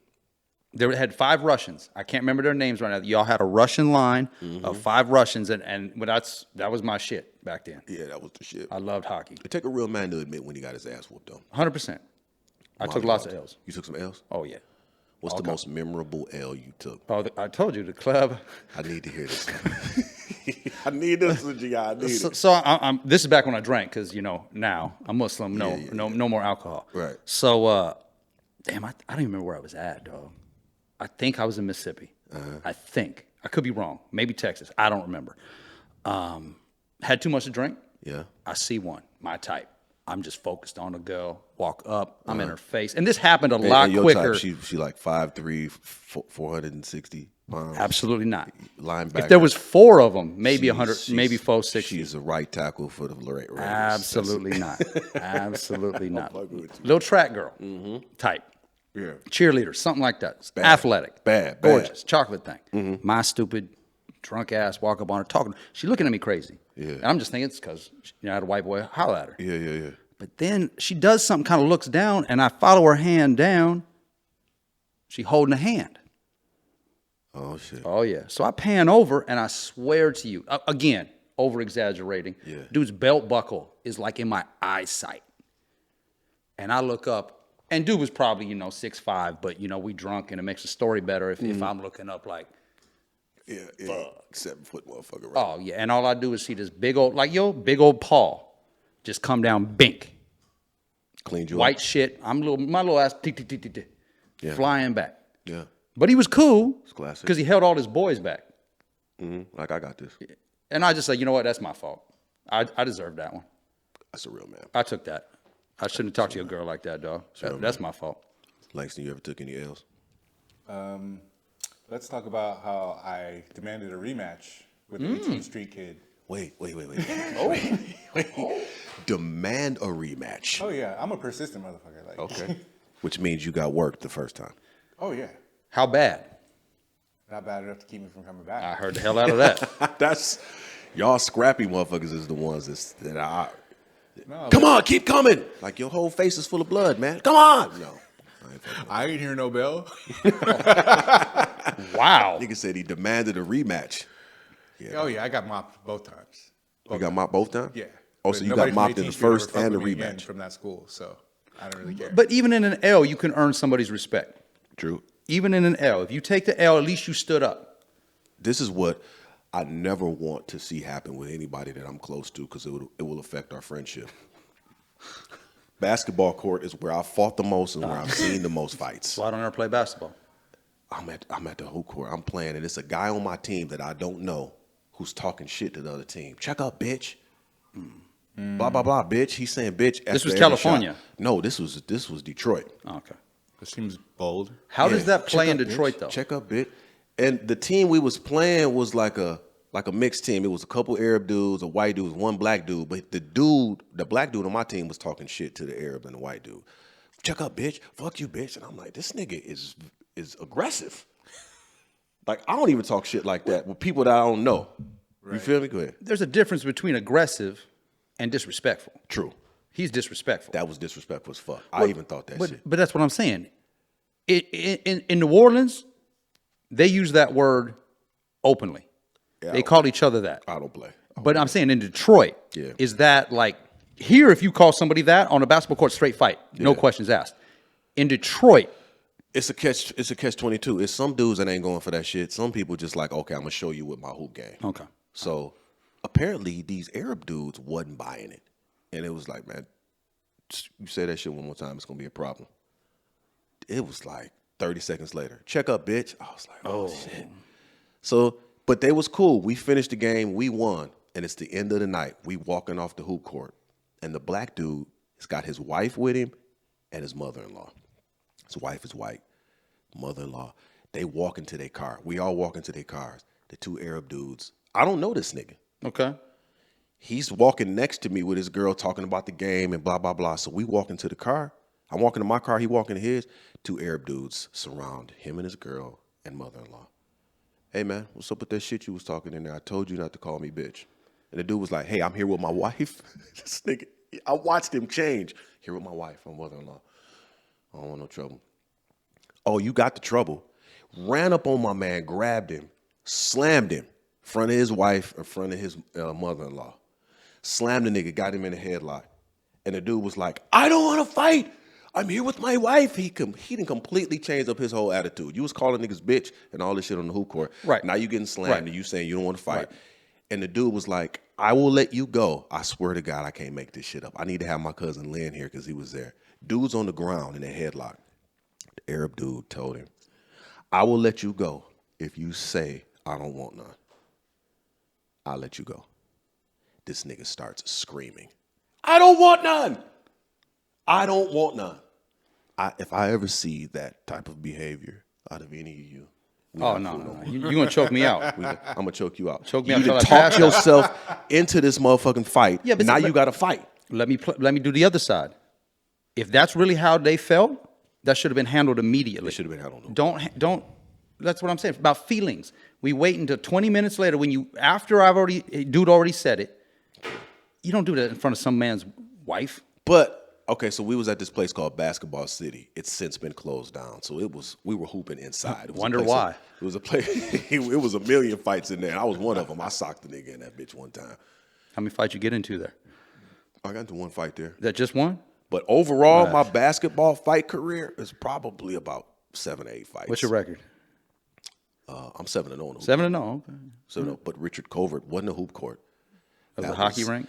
That was 5th grade playground. He beat the dog shit out of me. But hoop court, I'm 7-0. 7-0, huh? Well, wait a minute. There was a tie. Let's be honest. There was a tie. So one draw. Okay, There was a draw. 6-0-1. There was a draw. I hit a dude. I was fucking grown, and my wife is on the side holding the baby, right, watching me play. Who gets into a motherfucking fight? It's me. With their baby there. Wifey and baby is on the sideline, and I end up socking this dude. Wham! It was one of them one-hit things. I thought it was going to happen. Hit him once, nigga charges me. But this time around, I'm trying to back up, not let him grab me. I hit him again while he was charging me. This nigga grabbed me. We fall. And now it's some wrestle shit, which I ain't really that good at. So I'm like, trying to get, the fuck is this nigga trying to do, dog? I'm not trying to wrestle no nigga. We wrestling. Now I got his ass in the headlock. I told you this shit. I got his ass in the headlock. And all of a sudden, I'm getting kicked in the side of my motherfucking head. And I look, and the foot is connected to my wife. She trying to kick this nigga, but kicking me. Wow. And I'm like, go. The wife is kicking you? She done set the baby down, and she over here kicking kicking me in my motherfucking head. Take your ass over there and get the baby. That's what old boy's wife should have been doing. He getting choked out. She was sitting there. Just, oh my. Sitting there watching. You know, it would have been cold if the Arab dude would have been like, and now I'll take your bitch. Make her apologize to me. And her mama. Oh, no. I can't say this. I can't say. We got to talk about this story off camera. I got one for you. I got one. That would have been me. If I beat somebody ass in front of his wife and his mama after I whoop your ass, I'm hollering at your wife and your mama. 100. And her mama too. Like, well, what's up with y'all? Wow, the mama too. Let's go get some Starbucks, bitch. I just beat his ass. He just said he didn't want none.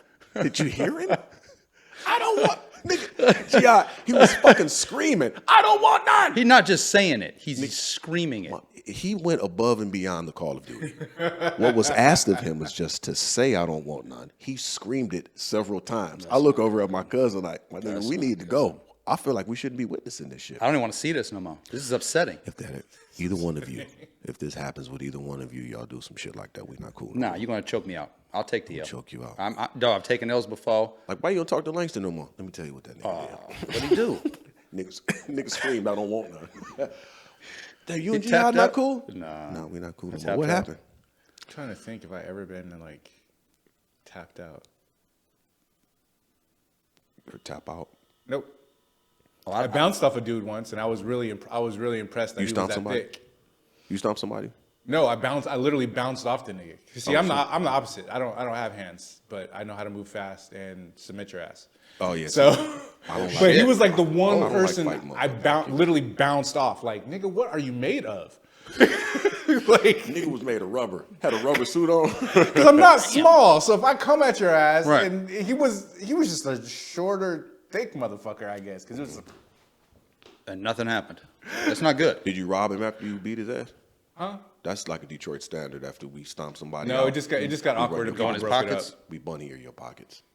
Run his pockets. We bunny ear you. It's a standard. Well, in New Orleans, right?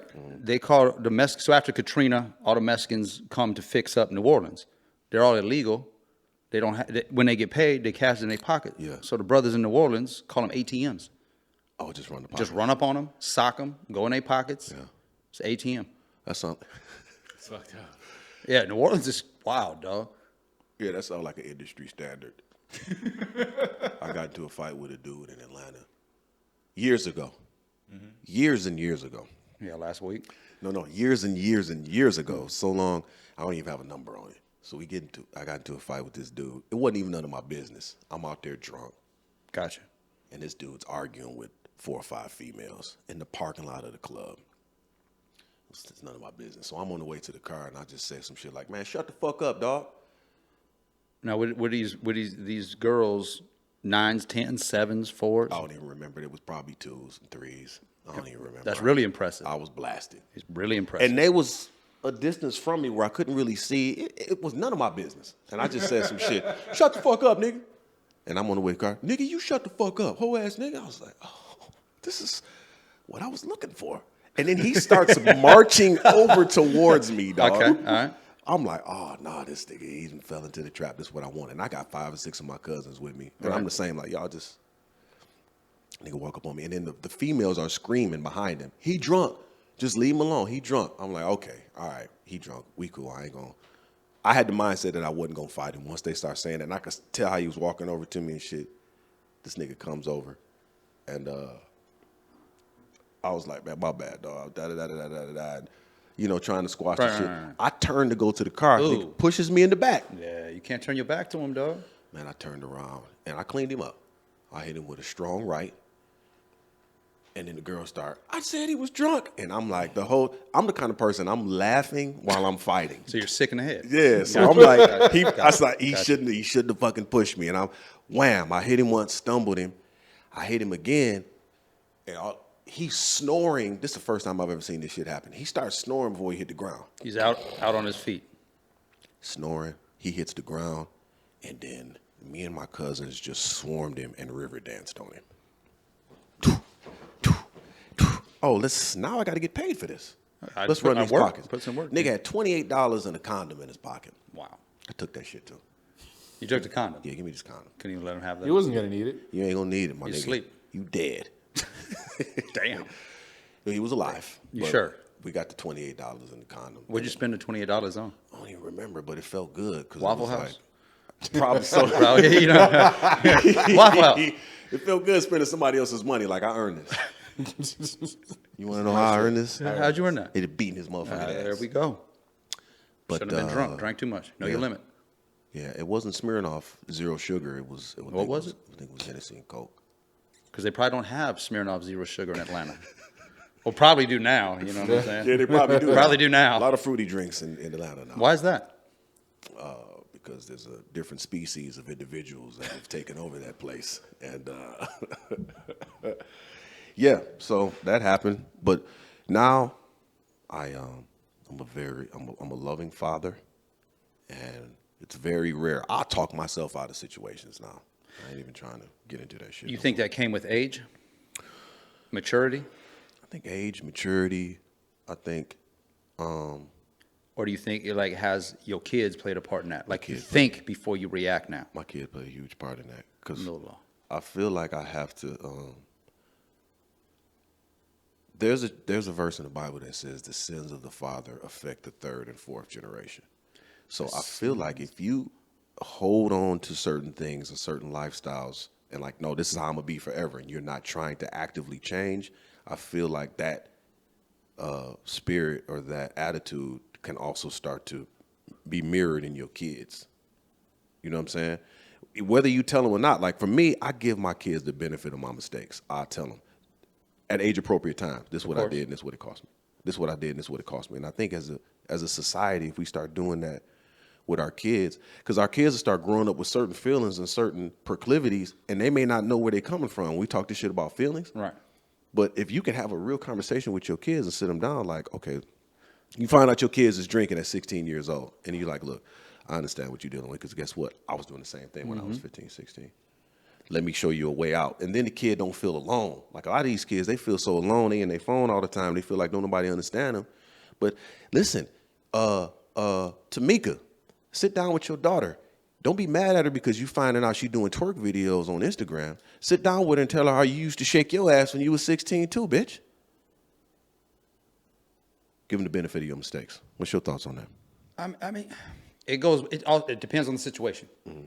If the child's doing something, or people in general, you know what I'm saying, are doing something detrimental to themselves and setting themselves up for failure, you have to step in and talk to them about it. Yeah, you're talking about as far as your kids? Or just people in general, someone I legitimately care about. Right. You know what I'm saying? You have to step in and talk to them and figure out why the hell you even doing this. If they want to. Yeah, I get it. But then again, what if they don't want to come out? Some people don't want to help. People don't learn, but also we don't teach consequences or our actions no more. Facts. Like you have, I have friends that coach youth sports. Mm-hmm. They get into arguments with parents because the child did something, so the coach benched the child, and the parents come flying over there to yell at the damn coach. Right. Well, hold on. What did your child do to get benched? Your child sucks. Or he ain't listening. Your child has no business being out here. There's people you have to answer to. Right. No matter what. Mm-hmm. Like there's this how the hell do I say this? There was this dude that I met back in the day. You can't say no to this man. I have never been so scared of an individual in my life. Never raised his voice at me, never yelled at me, but I know all he has to do is nod his head to a certain person, and I no longer exist. Yeah. Right? Yeah. There's consequences to your actions. Facts.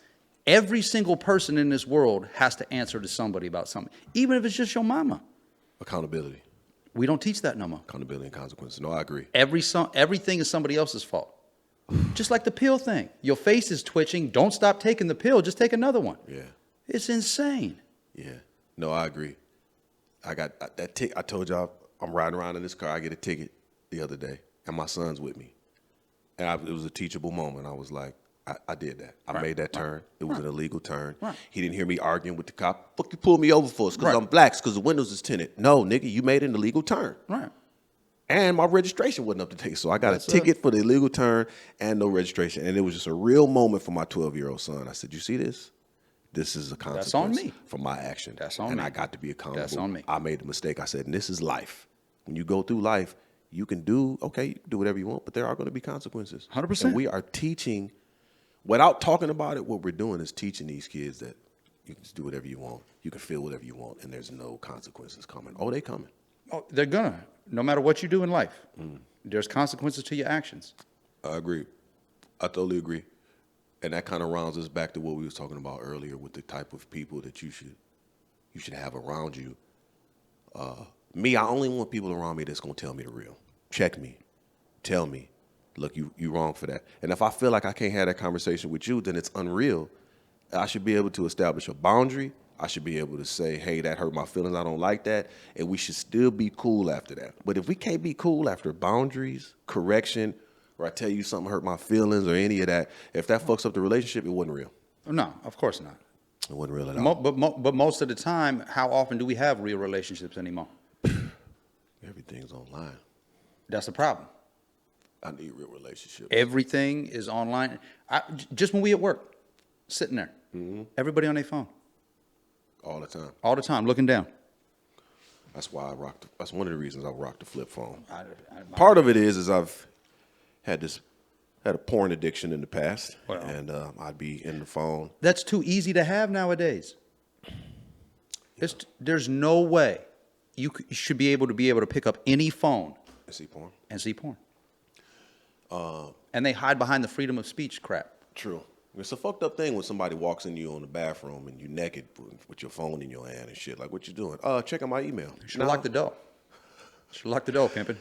Listen, my dad ran a car lot and he owned a car lot for years. I ran it for him. And I went in the bathroom one time. The door wasn't locked. One of the employees was in there. This nigga pants was at his ankles. Phone in his hand. And it was such an awkward position because it looked like he had two phones. He had one phone in his hand. Nigga had another phone under his ass. I'm like, is this nigga taking a picture of his balls? Why he beating up? Shit was weird. Nigga comes out of the bathroom, this two phone having ass nigga, and I'm waiting on him to give me an explanation. Like, fuck was happening in there, my nigga? Fuck was you doing? He would leave his shit out, leave his computer out. So he would, on his computer and on his phones, like my daughter's was nosy. He walked outside one time to talk to a customer. And they looking at his phone, they looking at the shit on his computer. This nigga's on 3 or 4 different dating sites at once. It's pouring all over his shit. Like, my man is completely distracted, dog. Completely. Well, it takes over your whole life then at that moment. How are you at work? Taking pictures of your balls. How you got 3 different dating sites and porn sites going at the same time? Shit was fucking unreal, dog. It rewires your brain. Porn? Yeah, allegedly. Yeah. Oh, yeah, absolutely.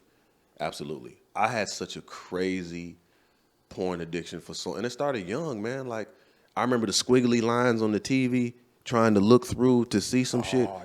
You know, like Cinemax. And when you finally see something, it's just all upper body pump, nigga. I can't even tell if did the nigga put it in? I can't even see. And I'm looking at the lines like 12. And I think 15 my cousins brought a porn tape over to the house.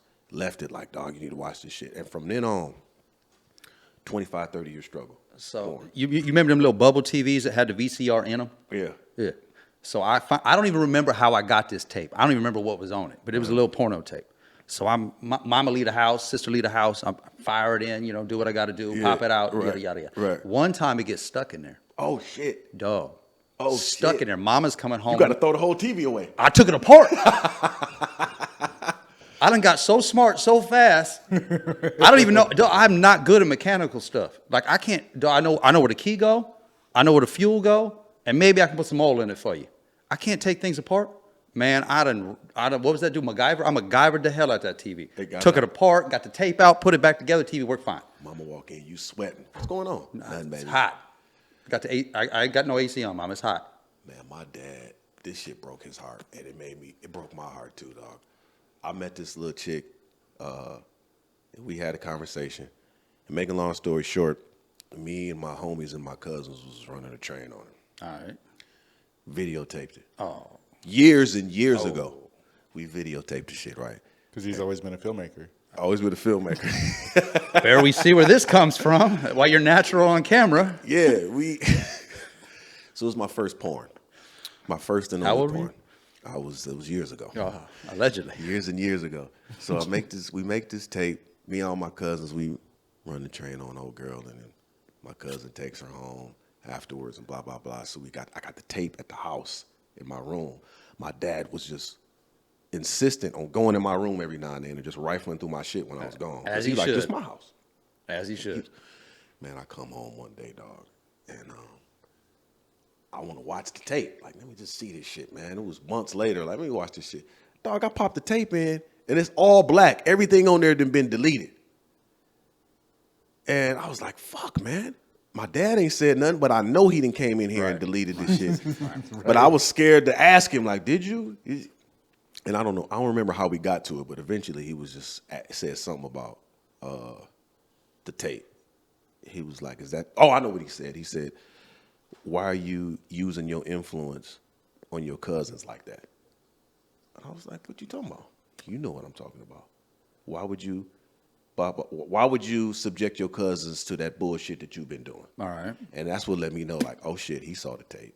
He deleted it. And basically it was a teachable moment. He was just like, your cousins look up to you. Right. You could be asking them to do all kind of other shit, but Math, you got them homework, doing that. Something You positive. got them doing that. He said, you be careful And then I was like, why you delete it and put it back? That's funny. Why the hell you didn't just throw it away? For the mind fuck of it all. The mind fuck. That's what it was like. Yeah, but see, he saw your influence at a young age. Yeah. Yeah, that's the fucked up thing, because I think I've always been wanting to create drama and scenes. If I don't, now gratefully I can do it on this medium, but before I was doing that shit in real life. Like, I wonder if I ask her to do this and then tape it and make a movie out of it, if she'll do it. And when she said yes, I was like, oh shit. Let me put it together. With your evil, Dr. Evil. There you go, Dr. Dr. Evil. Evil. I can't. Now I gotta. And I think that's too with what we attract. Like, I'm pretty sure we can agree. Like, all of y'all here, to me, are very charismatic, and you attract people. Like, Langston got a circle of motherfuckers, man. Y'all attract people, but I think where I fucked up in the past is just because I attract people, that don't mean I have to let them super close to me. Yes, I'm sure we've all done that. Yeah. I'm sure we've all done that. Yeah, I fucked up. You get close to people that. My problem is loyalty. I'm too loyal to some of the wrong people. Same. You know what I mean? Same. I bend over backwards to help you, but you ain't showing me that back. There you go, reciprocate. You're not reciprocating. Great word. I've been reading like a motherfucker, because now. Well, that's a whole nother thing. Our vocabulary sucks now. We got like 17 words. 17 words. And with the cuss words fill in every other thing. Go get that shit. 100%. That fuck shit, you 100%. Shit, fuck you. Like we was talking about trying to, slow down on the cursing. Yeah. How'd that work out? We did good for what? 2 weeks, was it? 2 weeks. Well, we did better. I don't think it was good. Then we start hiding Red Bulls from each other and shit. You show up. Red Bull down here. We tried to cut the Red Bull. But that's what real friendship is, regardless of, you and I, we got different belief. We got a different belief system. 100%. But that don't stop us from being cool, because there's a central core to who we are. And I feel like this example should exist worldwide. You don't have to have the exact same beliefs and everything to be cool with people. And we're in a weird place now where you get attacked for opinions, you get attacked for your beliefs.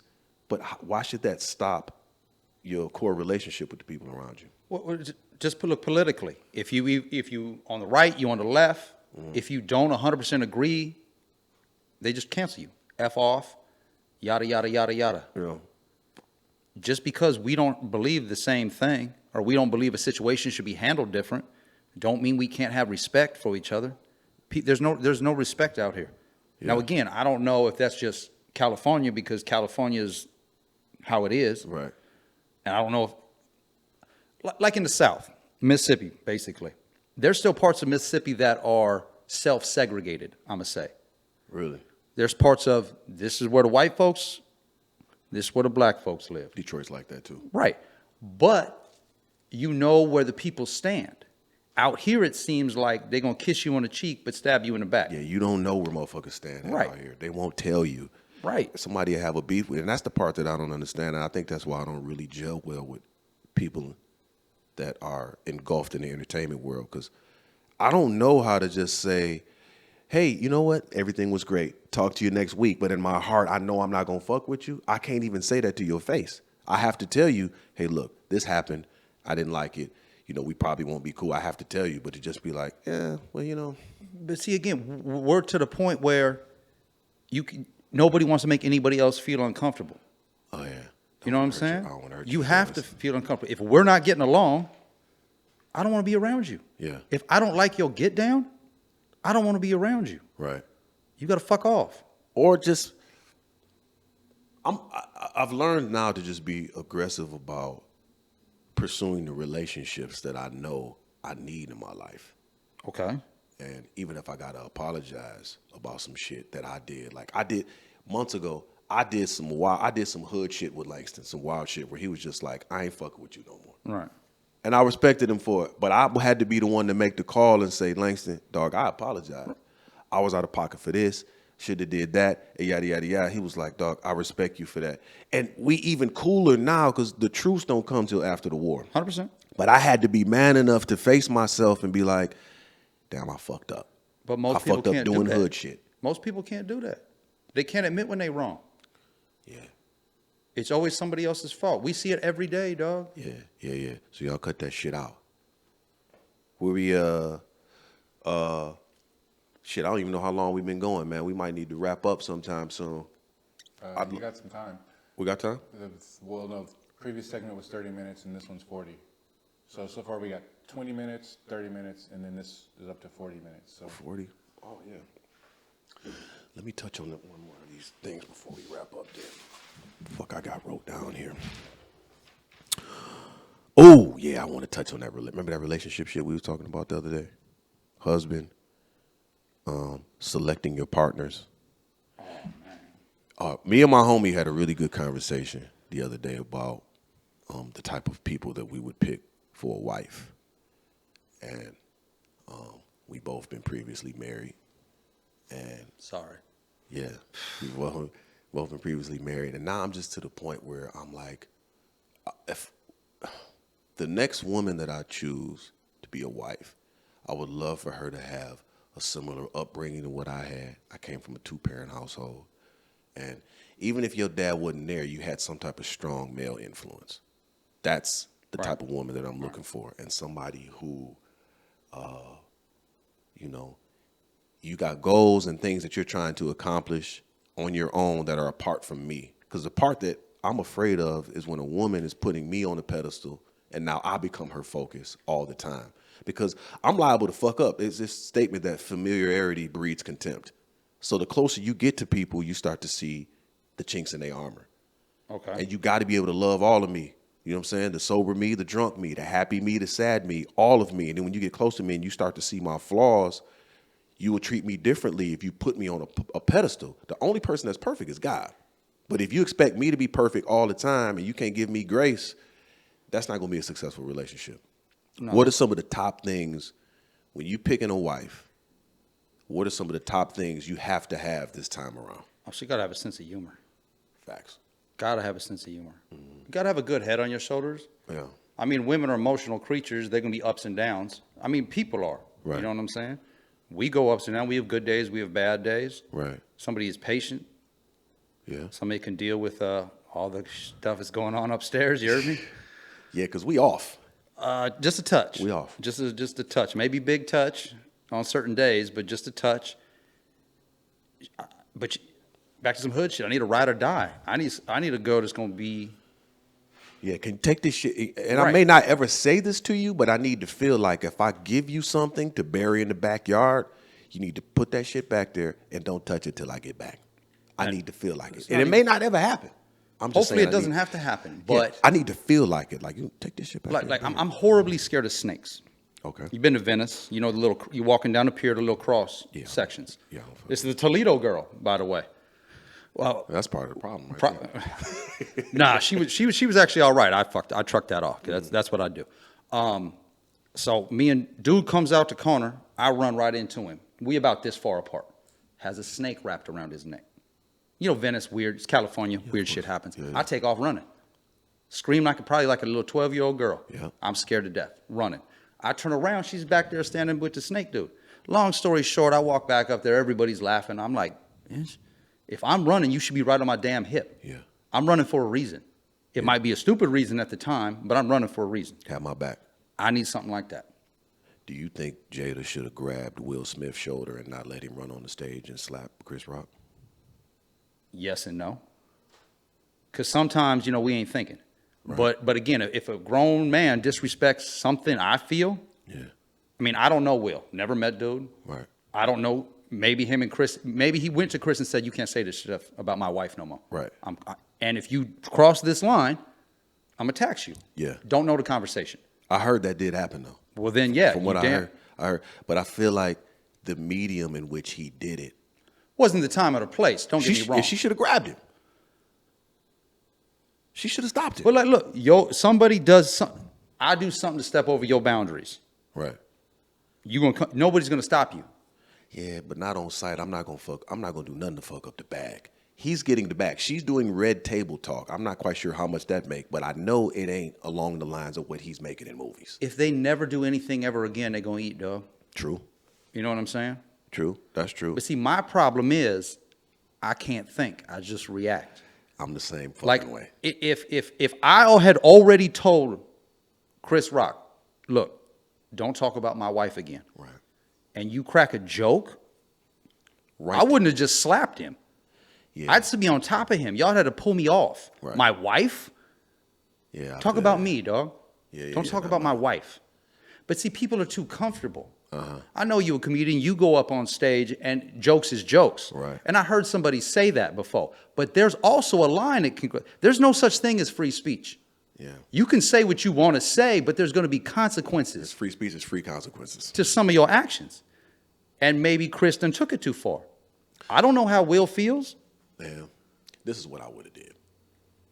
Nah, you my homie, and I've asked you not to say shit about my wife. Gotcha. You get up on stage and your wife bald headed and blah blah blah. Me, I would have stood up with my wife and walked out, and I would have sent my representative in and said, and when the award happened, my representative would have took the stage and said, you know, I'm accepting this award on behalf of Will Smith.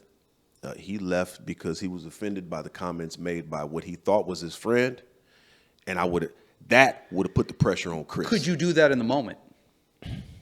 Could Yeah. you do that in the moment? Yes, because the bag is there. I mean, you see me, I do these Optima tax commercials, dog. I cover up my tattoos and my whole, Yeah. $10,000 or more, because the bag is there. I don't think I would have charged the stage and slap, or if I got that, I don't have an in between because I'm off. Right. I don't have a middle ground. Like, if I would have charged the stage, I probably would have killed that nigga. Yeah, that's what I'm saying. You're going to have to pull me off. That's what I'm saying. Right. So for me, if I got all these people watching in the room and on TV, I would have been like, But this see, is a bag situation. Here's my thing. If me and you were having a conversation and you say something slightly disrespectful, Yeah. maybe I can talk to you about it. If we in front of a bunch of people, now I feel like I have to act a certain way. Yeah. And maybe that's because institution Yeah. stuff. You know what I'm saying? get it. If you clowning me in front of everybody, You have to get them. I have to get it.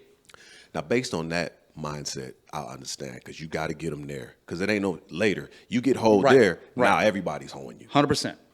You open yourself up to. I used to be like that, though. I used it, and I haven't even really, I've been locked up, sent to jail a couple times for some shit, but I've never spent like an enormous amount of time being locked up. But for me, I was always reactionary. I remember my dad had a car wash when I was like 22, 23. He had a car wash. And the line is wrapped around the corner. It's all these cars. And it's to the point where I ain't got no more change. I go to the liquor store next door. They usually always give me change. I got like a $50 bill or something I needed broke down. Man, I said it on the counter, I need change for this dude just out of the blue. Tired of giving you change. The fuck out of my store, yada, yada. Straight up. Dog, I'm not thinking about my dad's car wash. And the way he did it in front of a group of people. And they was laughing and all this type of shit. Dog, my dad had a huge bucket in the back. No, it was a trash can. It was full of glass bottles. I immediately walked out of his store, got a bunch of glass bottles and broke them shits all in his parking lot. Like, now can't nobody pull in this bitch now. Now your business is affected. Right. I was just launching them bitches. Broke the bottles. Police came. They was asking questions like, we heard somebody or something. Don't know nothing about it, man. I've been over here washing cars, dog. I don't know nothing about it, motherfucker. And in my heart, I was like, yeah, see, got your ass. And I was always reactionary like that until I did some shit and I got locked up and I did some court-ordered anger management classes. Right. And then that's when I learned, like, okay, if somebody say or do some shit to me and I react, they got control. I've given them control. You've heard that? I've heard that, but I don't know. That one's tough for me. Like, But I had to go twice. Let me be honest. I had to go to court-ordered anger management classes twice. The second time is when I got it. I was like, okay. First time I was still, you do some shit to me, and I still slightly feel that way. That if you fuck with me or my loved ones, I'm obligated to discipline you. 100%. I may not choose to do it, but I have a right. That's how I feel, and I think that's because I'm off. But no. Well, you are off. I'll give you that. I'm all the way off. But you disrespecting another man's wife. You shouldn't even, to me, and this is just straight, this is non-comedian. I'm not even, if I was up on stage, I'm not talking about another man's wife. That's off limits. True. There has to be things. Different people have different standards. Yeah. You know what I'm saying? Yeah. There's something that's has to be off limits. Will and Jada got a weird relationship from everything I've ever heard. Facts. If I'm Chris Rock, I'm not touching that. I'm not touching that. Especially if, and I heard this happen, he pulled him to the side, man. I would appreciate, because there's other clips of him talking shit about her at award ceremonies before that. Right. Him dogging her about, because it was one clip of him in like 2016. He said, Jada Pinkett said she's not coming to the Oscars. And he was like, you're not in any movies to even be invited. You know, you know what I'm saying? Wow. So I guess after that comment is when he talked to him like, I'd appreciate it if you didn't do it. So he did disrespect him, but for me, I would have sent my representative up and walked out. Or I probably would have did both. I would have sent my representative up to accept the award for me so the Academy could get on him. And then later on, I'd beat the dog shit out of him in the parking lot or something. I'd catch him on the way to his car like, remember that shit you said? It's got to be and done then I'm going to put you in a headlock and I'm going to make you say, I don't want none. He's got to tap out. And he has to scream, I don't want none. And then you're going to take Jada out. And then I can keep Jada. I'm going to make you scream, I don't want none. And then I'm going to holler at your wife and your mother-in-law. And the mother-in-law. I can keep all that. No, I just want to make him scream. I'm Super not even villain looking ass. I'm good. I'm not even tripping. I don't want none. That's impressive. See that lighter. I don't want none. Yeah, so that was, but as far as picking your spouse, sense of humor, I'm on the same tip. It's got to be a sense of humor. That's got to be key because there's going to be good times and bad times. And if you can laugh through the hard times, it's very helpful.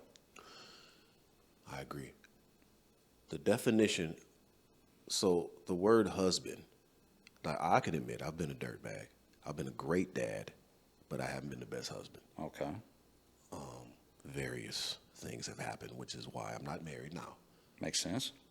So I've been really working on me. That's part of this self-work. Like, I want to be the best man I can be while I'm single so I could be the best husband I can be while I'm married. That makes sense. Because the word husband comes from the word house bond.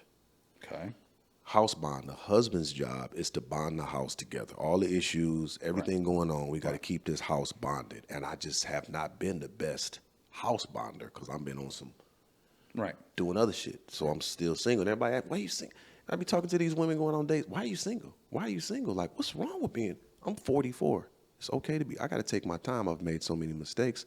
I'm trying to be the best man that I can be. And when I had these conversations with some of my homeboys or other women, they be looking at me like I'm crazy. Like, at this age, you should have somebody. No, I got to work on me. It's not just finding somebody. Right. I need to find the right one. I need to find the woman for me. But not do just you think to you got have to find her, somebody. or do you think you attract her by working on you? Probably both. Probably both. I mean, some people find them. Some people got to go out and look for them. It all depends the path the Almighty puts in front of you. True. It can go either way. Be the best man. That's what we working on. That's why we going to cut the Red Bulls All right. When are we starting that? September 1st. Why don't we just do it today?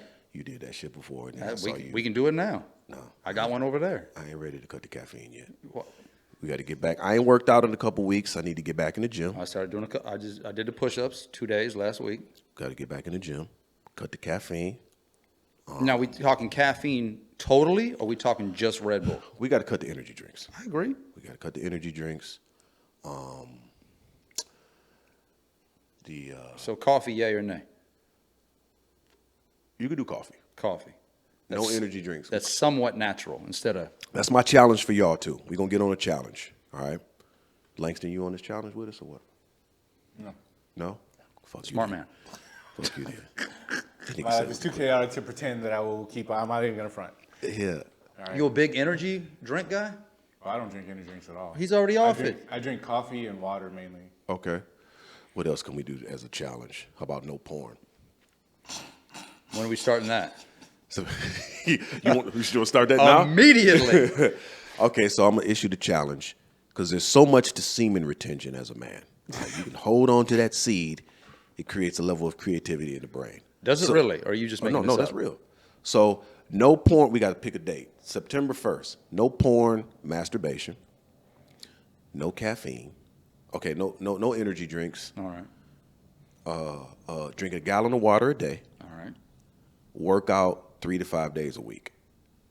All right. 30 days. 30 days. No spraying.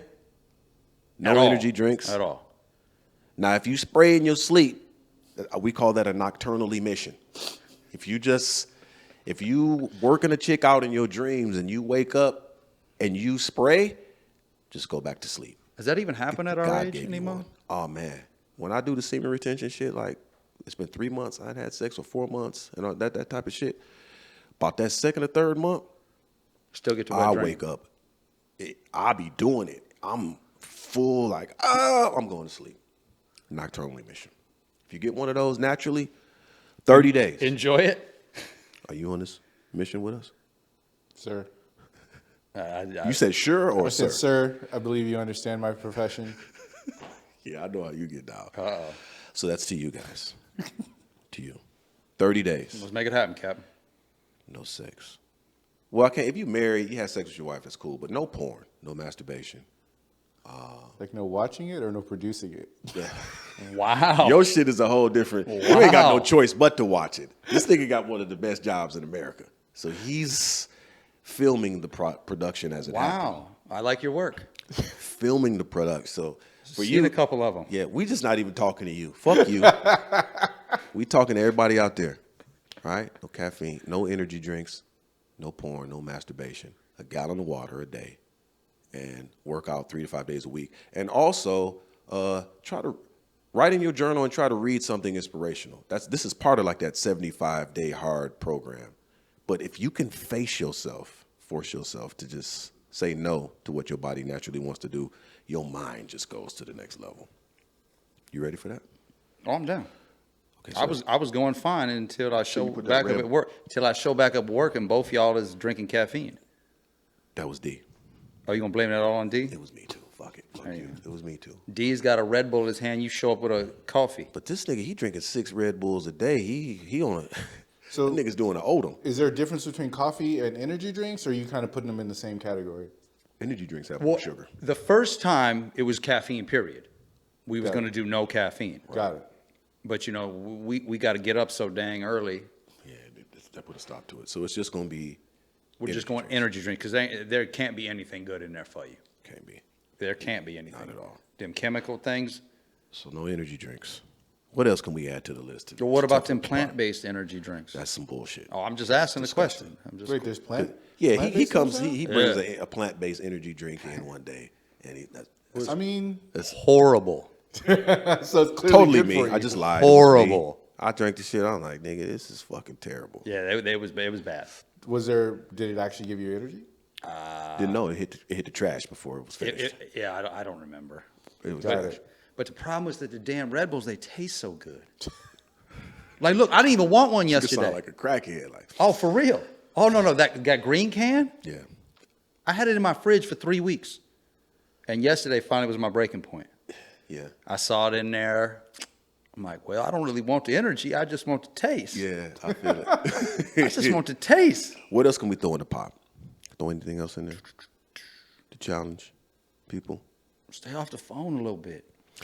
Man, Let's stay off the phone a little bit. let's pick a day. Okay, I get it. Pick a day where you just completely fast from internet, social media shit. Oh, I do that every day. Yeah, that's good. I ain't got my face on You anything. see me? I ain't got my face on anything. This is me. I have to send the shit For that I other want reasons. posted. I have to send it to my social media manager. I can't be on IG and all that. I get into a wormhole, and then I might jump into some DMs. Yeah, that's not good. That's not good. Right That's here. not good. Set yourself up for failure. Yeah. So one day a week, fast from social media. We add that to the pot. All social media, internet, just stay off. And if you can, when you sit down and have dinner with your family, put your phone in another room. Sleep with your phone in another room. I feel like I'm adding so much to the pot now. Niggas is just like, fuck it, I ain't doing it. They didn't checked out a while ago. All right, maybe we'll pick out some high points.